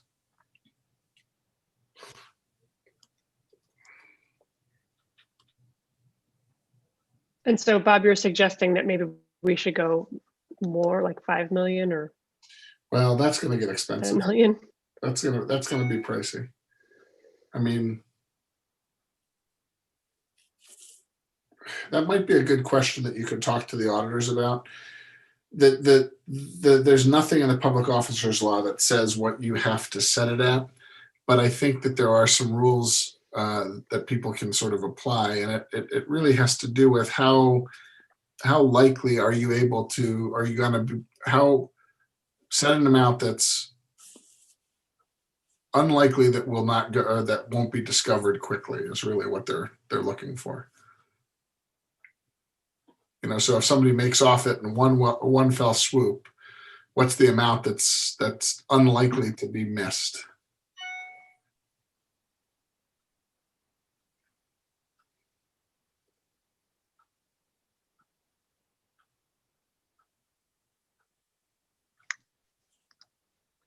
Well, Adam, you're the one who looks at the accounts the most. What would you Right. notice? I mean, I check the bank accounts every day. So, I mean, you know, 400,000 would immediately stick out like right away. I'd see that. So, which again, I think, I mean, for what it's worth, I think it would be good, especially at first, as the treasurer is sort of learning the ropes, to have me continue to monitor the bank accounts as I have been. Yeah, Adam, I'm not suggesting in any way that you should stop doing it. The treasurer has to be able to do it. Yeah. Okay. So it's written $1 million right now. Am I hearing that the treasurer is currently bonded for 400,000 and that we're okay with that because that's a noticeable amount, so that the description should get changed to 400,000 to match our bond, and that we're okay with that? I It's still not. think it seems low. Is it just about the fact that it's a noticeable amount, or? No, I'm just trying to. There's some rules about how accountants think about these. And I seem to recall that that's one of them. Is you want to target an amount that is easily detectable.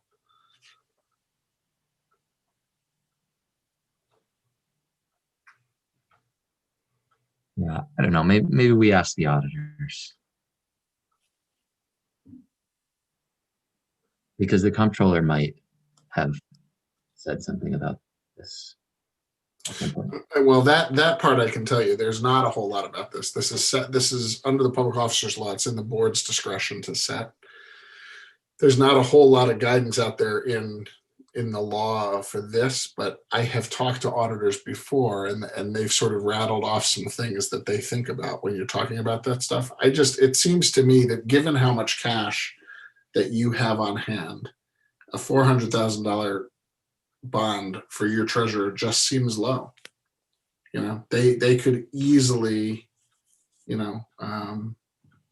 easily take more than that in a single transaction, and you're going to be capped at a $400,000 recovery, unless you can recover it from them. And I was actually going to ask that, would it have to be a single transaction, or if it was a long-term low Right. amount embezzlement, what happens if it's, smaller? Yeah. No, you're absolutely right. It's the plan or scheme, if you will, but still. Okay. Um, So it could be taken out in amounts that aren't noticeable. Okay. oh yeah. Oh, definitely. I mean, that's much more likely, right? Yeah. That they're just issuing a check to a fake entity or something like that. So if you're paying $700 for 400,000, and you change this to 1.2 million, you're going to pay 2,100 ballpark. That doesn't seem too expensive. You change it to 2 million, you're probably going to pay somewhere on the order of, 3,500. Can I get those numbers again, Bob? I accidentally deleted my comment instead of adding to it. I'm literally just multiplying them out. So Got it. For 700, you're getting 400,000. It would stand to reason that for 2 million, it would cost you about 3,500.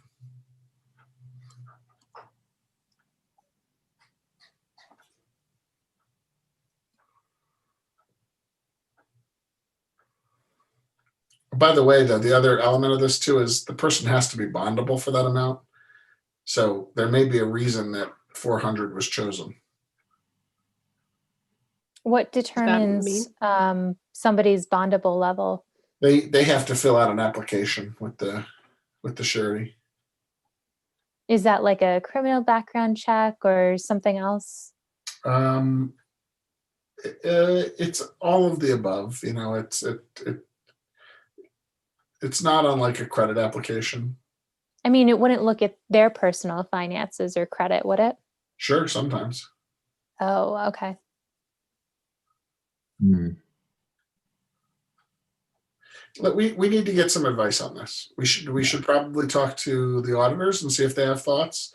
And you should probably talk to your insurance broker or agent.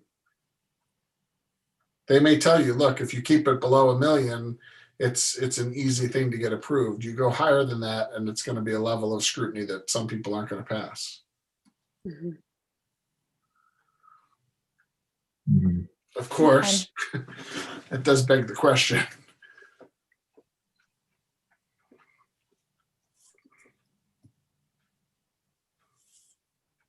So on the next line, did we want to strike the next line in regard to hours and pay, or did we want to just adjust it down or? Well, I don't think adjust that it? should be in the job description.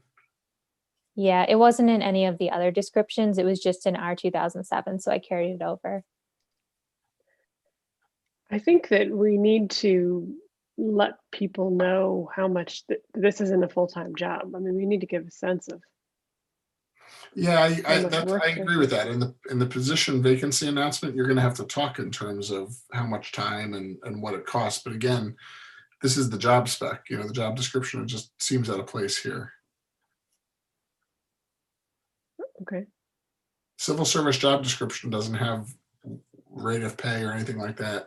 If you're in a graded municipality, it might have the grade for the position.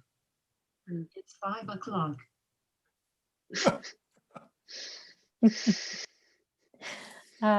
So are we okay with striking this line? Yes. Yeah, Okay. I guess I'm Uh, okay with it. It'll give us a little bit of time to think about what expectations we do want to set.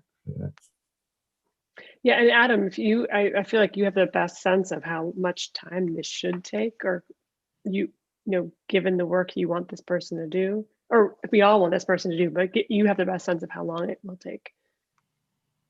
As far as what their schedules would be, how many hours they would work. Yeah. Yeah, I mean, it also depends that, you know, if we're continuing to do this team A, team B schedule and, you know, the buildings aren't open, and it almost doesn't make sense to have them come in every week, particularly if I'm not in the building. It could be more trouble than it's worth to have them come in. So, I mean, like the previous treasurer was working, you know, maybe 7 hours a month during the pandemic. So, I mean, to The get, person could, go ahead. sorry, go ahead. I was just saying the person could do work at home. Maybe they don't want that. There is, I think, a pretty limited amount of work they could do from home. First of all, they would absolutely need a laptop with the financial software installed on it, which is something the previous treasurer never had. So that would be step one. But even from there, it would probably be difficult to get certain things done without, I mean, maybe we could find a way to coordinate, but particularly if they're still learning the job, it would be tough. Okay. So I guess it depends. I mean, if once they get used to the job, you know, I think 3 hours a week is probably enough time to do it. Unless we're talking about certain times of the year, like during the audit or during year-end fiscal year closeouts. But normally, yeah, I mean, 3-4 hours a week should do it once you start to get the hang of things. I mean, the training, because I'm basically going to be training myself too, along with the new treasurer, whoever that may be. So that'll take some time. So maybe more hours at first, but yeah, I don't know. Maybe you do want to hold off on quoting anything in the job description at this point. I mean, the last job description has been around for 13 years. So 13 years from now, the whatever hours we think today might not be the same. So yeah, maybe we just save it for the posting. Right. The posting could be as basic as up to 20 hours a month or 25 hours a month, just to let people know it's not a full-time job or even a real part-time job. It's a very, very part-time job. Mhm. Another thing, I don't know if you want to mention it, but the attendance at board meetings, I know we're doing virtual meetings, but still, I mean, that was a problem for the previous treasurer. So, I mean, that's a time commitment of sorts that maybe. Part of the reason we did that was because we didn't feel the treasurer, we wanted the treasurer to have a connection to the board. And if there's ways to do that, they don't need to attend the board meetings. And if they're connected in the board in other ways, then maybe that's not necessary.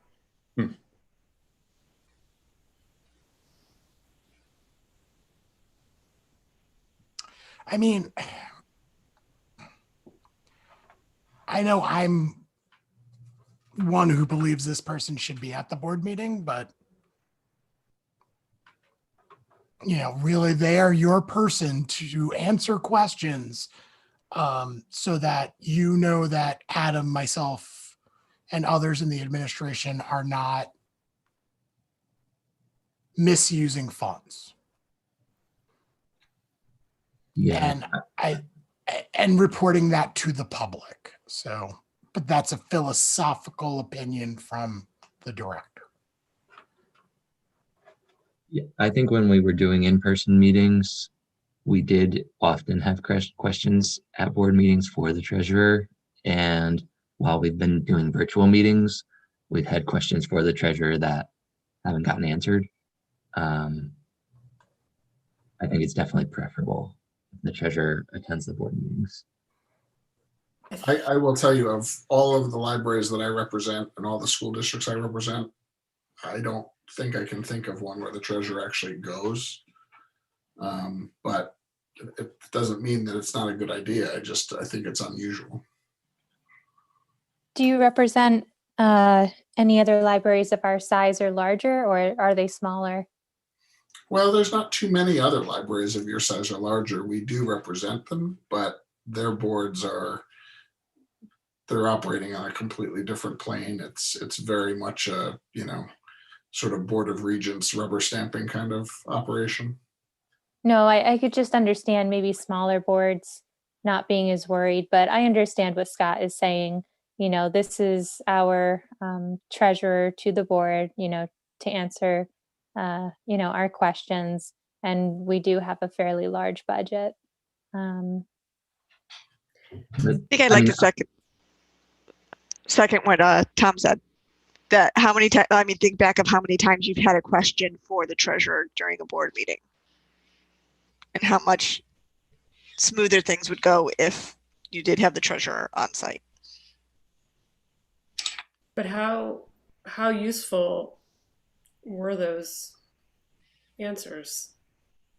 Right? If the person's doing their job and communicating with the VP of Finance regularly, and the VP of Finance, and Adam it's kind of this triangle of connections. Would that be sufficient?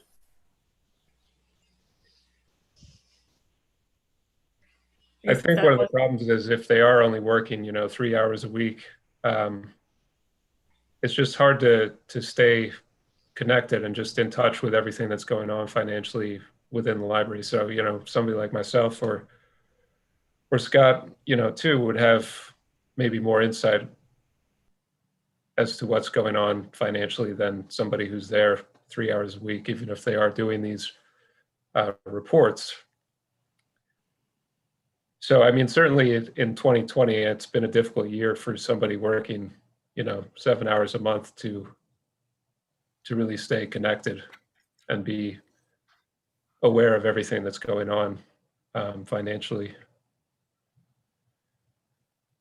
I mean, and some of the questions that have been posed to the treasurer in the past, when you have this operating correctly, you wouldn't really be posing to the treasurer, right? I mean, the treasurer is really the person who's providing that final internal control and making sure that payments are not issued except when thing. Guys, by the way, I have a 5 o'clock meeting that I've got to jump to that is pinging me, which is what you're hearing in the background. I'm sorry, but I do need to do that. I didn't expect us to be this long. Yeah, I mean, I guess Yeah, the only I mean, other question. Oh, go ahead, Tom. I was just going to say what we have right now just says,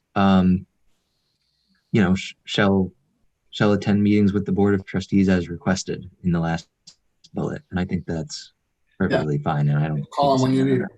Yeah. Any quick input before I run? Yeah, I was just going to ask about the next line. This position is, and we were going to figure out exempt or subject to City of Albany civil service. That should just be taken out of the job description because that'll be in the job posting. Well, no, I think it'll be in the posting, but the description is going to change completely if you end up hiring an employee. You're going to take these things and it's going to go into the format of a civil service job description, which is going to look more like the one that the school district model I shot you. So whichever one we do, under expectations, we wouldn't have a line that flat out says this position is exempt or subject. It would just be in a different format. Right. Okay, so I'm going to take that line out.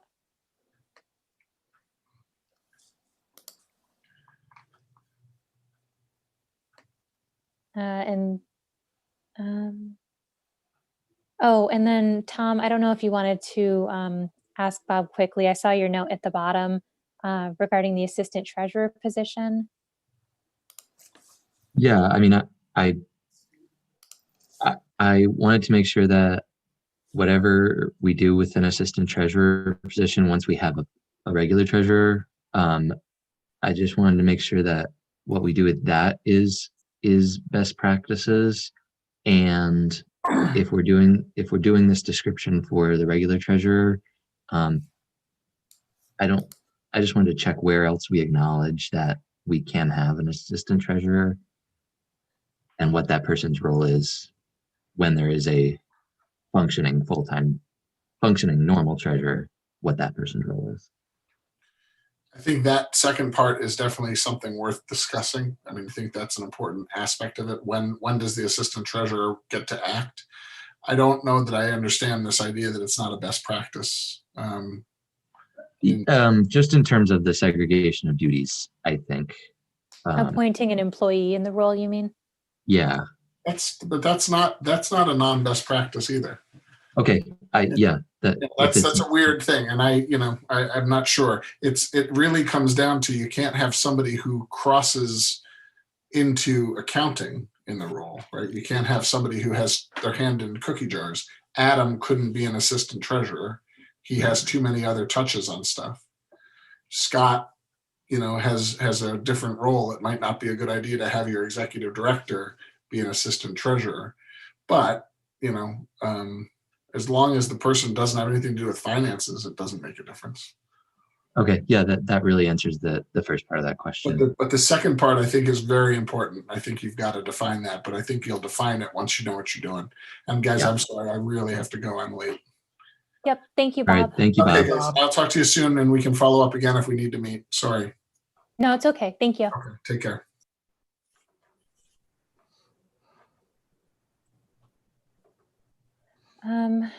So we can save the assistant treasurer conversation for another time. Okay. The last two sections that I had put together in this job description draft, minimum qualifications, I didn't even write anything. It had been part of a past conversation that we had, whether, I don't believe we had this in our old job description, but we had spoken about, do we want to require a degree in accounting or so many years of experience or bookkeeping. I believe I saw this in at least one other job description, and they actually listed 3 or 4 different options. Degree and 1 year experience, or 3 or 4 years equivalent experience, et cetera, et cetera. Is that something that we are interested in having? Yeah.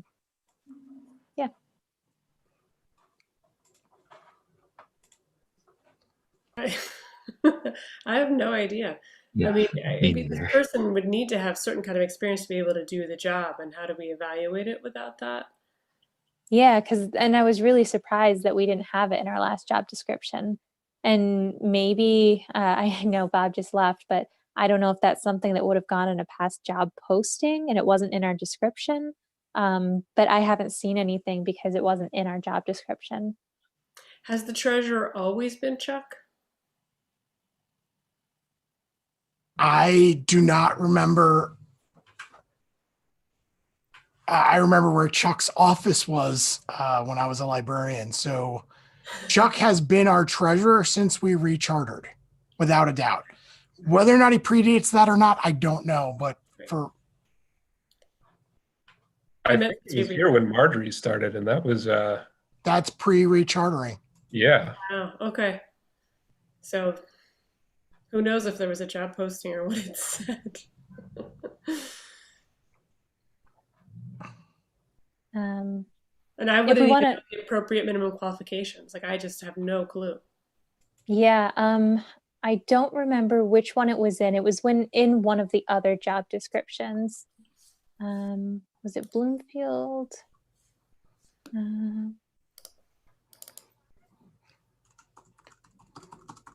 No. Geneva? Nope, No. I just checked Geneva. Is it in Bethlehem? No, where did I see it? Oh my gosh. Was it in the one that Bob sent us? Oh, yeah, probably. Yes.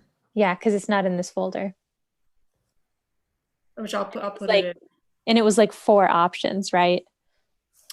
It says good knowledge of modern financial accounting and record keeping, familiarity with the laws, regulations, procedures, and policies, ability to follow oral and written instructions. So oh, no. I thought, no, then I read another one then, and I can't remember for the life of me where it was. It was, degree and, so many years of experience, no degree, and then, more years of experience. And it just went down and it was like 4 options. I will try to figure out where I saw that, but if Adam, you can provide any help. I mean, yeah, I mean, I'm not really sure. I would certainly say they need some sort of accounting experience. I don't know about a degree necessarily, but some combination of degree and experience in accounting. And, proficiency in financial software, Sage preferably, but, if they're experiencing QuickBooks, that's comparable. Maybe you can add some of those notes, because those are things I don't know if anybody else has the knowledge to do.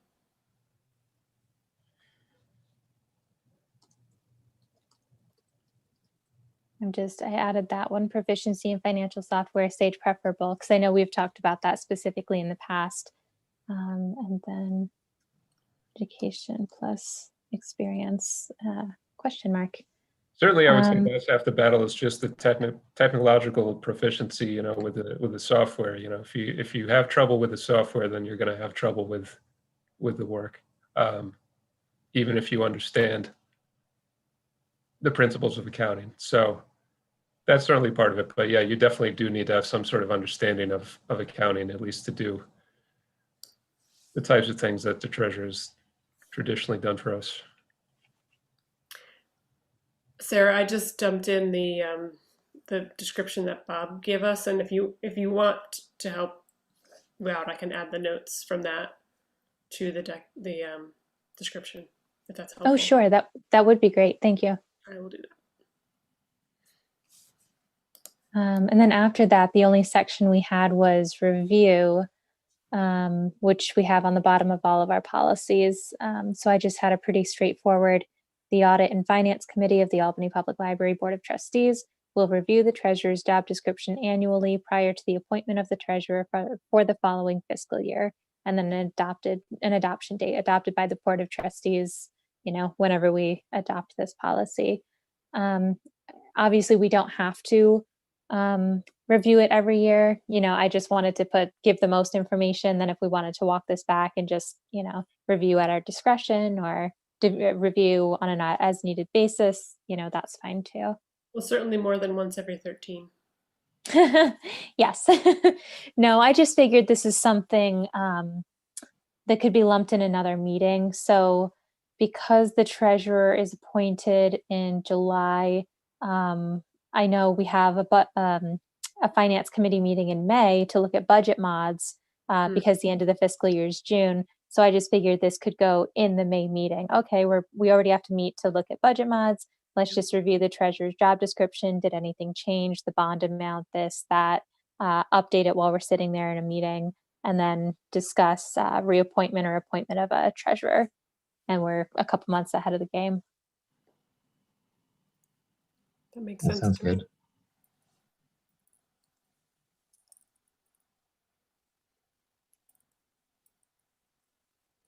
So it's 5:19.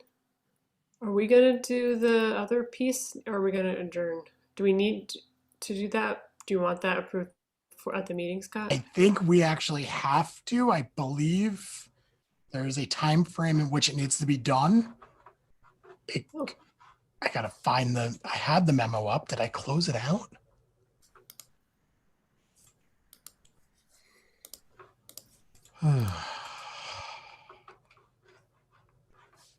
Actually, is Rebecca still there? Can you screen share it? Because it's in Board Docs, right? Yeah, it's in Board Docs. I'm sorry. I must have closed out that window. Actually, Oh, wait, no. I Oh, have to share the one in Google because it has been updated as of today. So I am going to share this Google Doc. There was one line or something that had to change. So I shouldn't look at the one in Board Docs. Correct.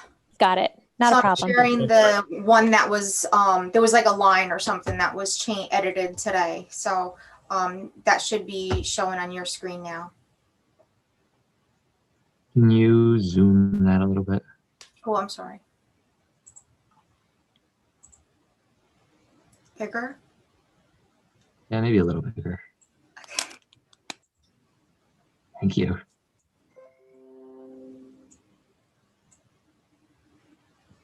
You want to take us through this, Scott? okay. So we established a fund balance policy in October 2013. It was revised in March 2017. Adjustments or modifications to the fund balance must be approved by the Board of Trustees. Fund balances do not lapse at year end. So a formal action is required to restrict or commit fund balances. And we broke up the fund balances in three ways. Capital reserve. Capital reserve is the money that we have put aside for future building projects. Assigned fund balance, which is typically money that we've identified in the budget that will be spent as part of the operational budget. And then unassigned fund balance, which is the proverbial money under the money under the mattress for emergencies if something comes up that we need. At the end of the stub year, we had a significant amount of fund balance left over. However, there's a good explanation for that. Of the $1 million, $828,348 were savings due to the library collecting but not recognizing the debt service, revenue, but not debt service expense because it was during the stub year. So we don't pay out that amount of money in the stub year. So $341,000 was moved from the general fund to the capital fund during the stub year, resulting in a net change in fund equity of $681,000. The administration is advising trustees move this amount into the unassigned fund balance with the financial uncertainty brought about from the current pandemic, we believe it's wise to have ready access those funds.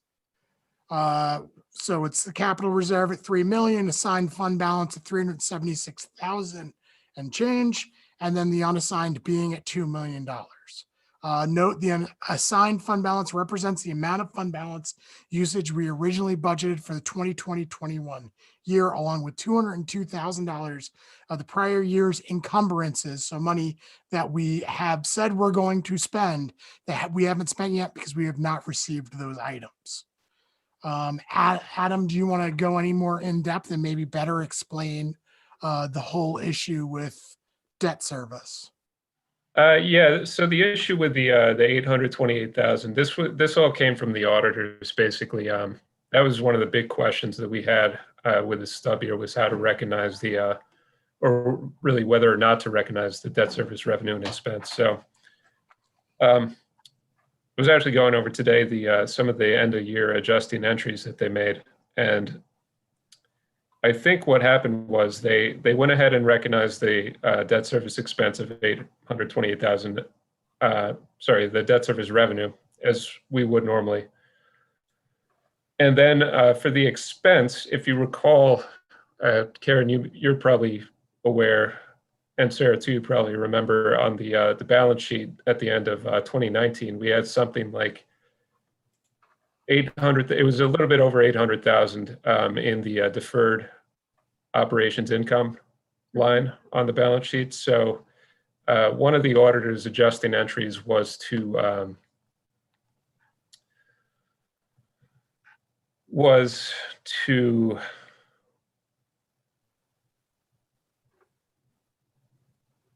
credit the debt service expense line and debit the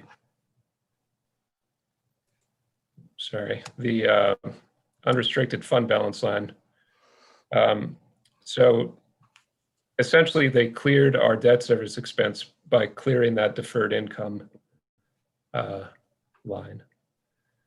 So as a result, we didn't have to recognize any debt service expense during the stub year. So that's where the majority of that savings is.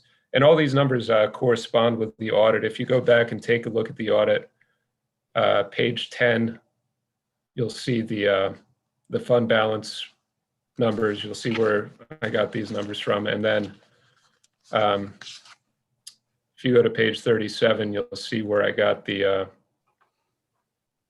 total savings figure. So it's all, these numbers are straight from the audit. So yeah, the net change in fund equity was almost 682,000, and that got put into the unassigned fund balance.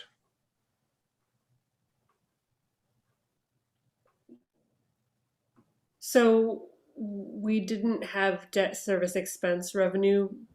Will that come this year, or is that So not coming? I don't want to get too far down the rabbit hole here. Sorry. So the money we received in 2019,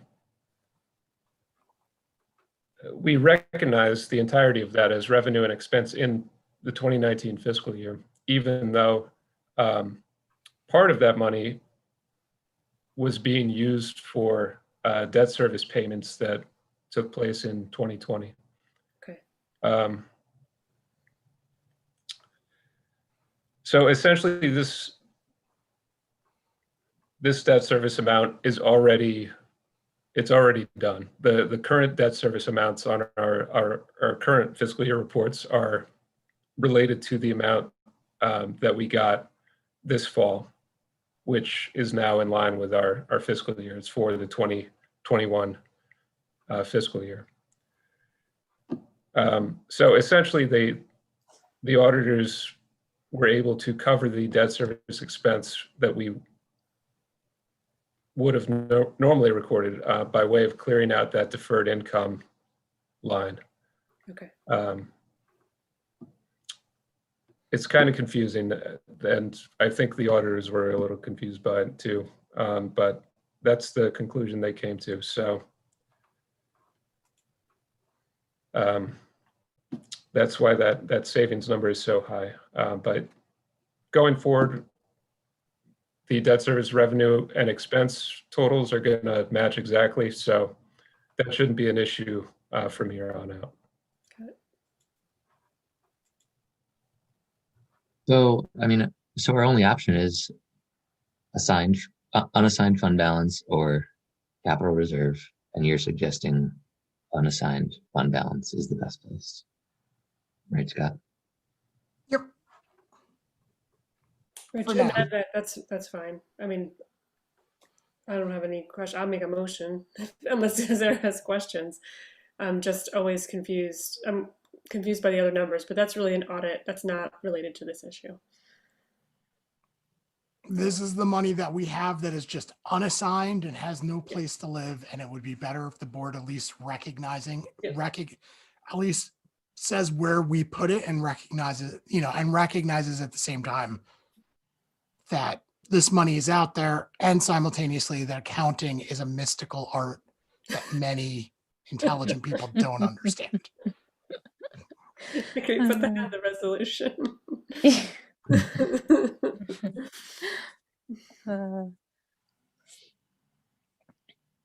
Okay. So with that, if there aren't any further questions, or even if there are, because questions can also come after a motion, is anybody interested in making a motion? I'll move to accept this allocation of fund balance. Is there a second? Tom? Any further discussion or questions? Seeing none, all in favor? Aye. Aye. Aye. And I see we're in board docs too, so. Oh, I forgot about board docs. There we are. Yes. Huzzah. And if I could just get a copy of the updated memo so that I can reflect those numbers in my minutes, that would be great. So just to recap, thank you everyone for sticking with us for this really, really epic 2.5-hour finance committee meeting. So we had 3 items. We have created a description for the Audit and Finance Committee that we will be presenting to the full Board of Directors at our Tuesday meeting. We've done significant work on the treasurer job description. We just have a couple questions we're going to reach out to auditors, et cetera, think on, and we'll have to revisit in a future Finance Committee meeting to wrap up that description, hopefully later this month. And then we just reallocated some funds. So on that note, is there any other motion? Like the motion to adjourn? Yeah, like that one. I move to adjourn. I second. All in favor? Aye. Aye. Is this board docs or can we voice vote? Okay. Board docs.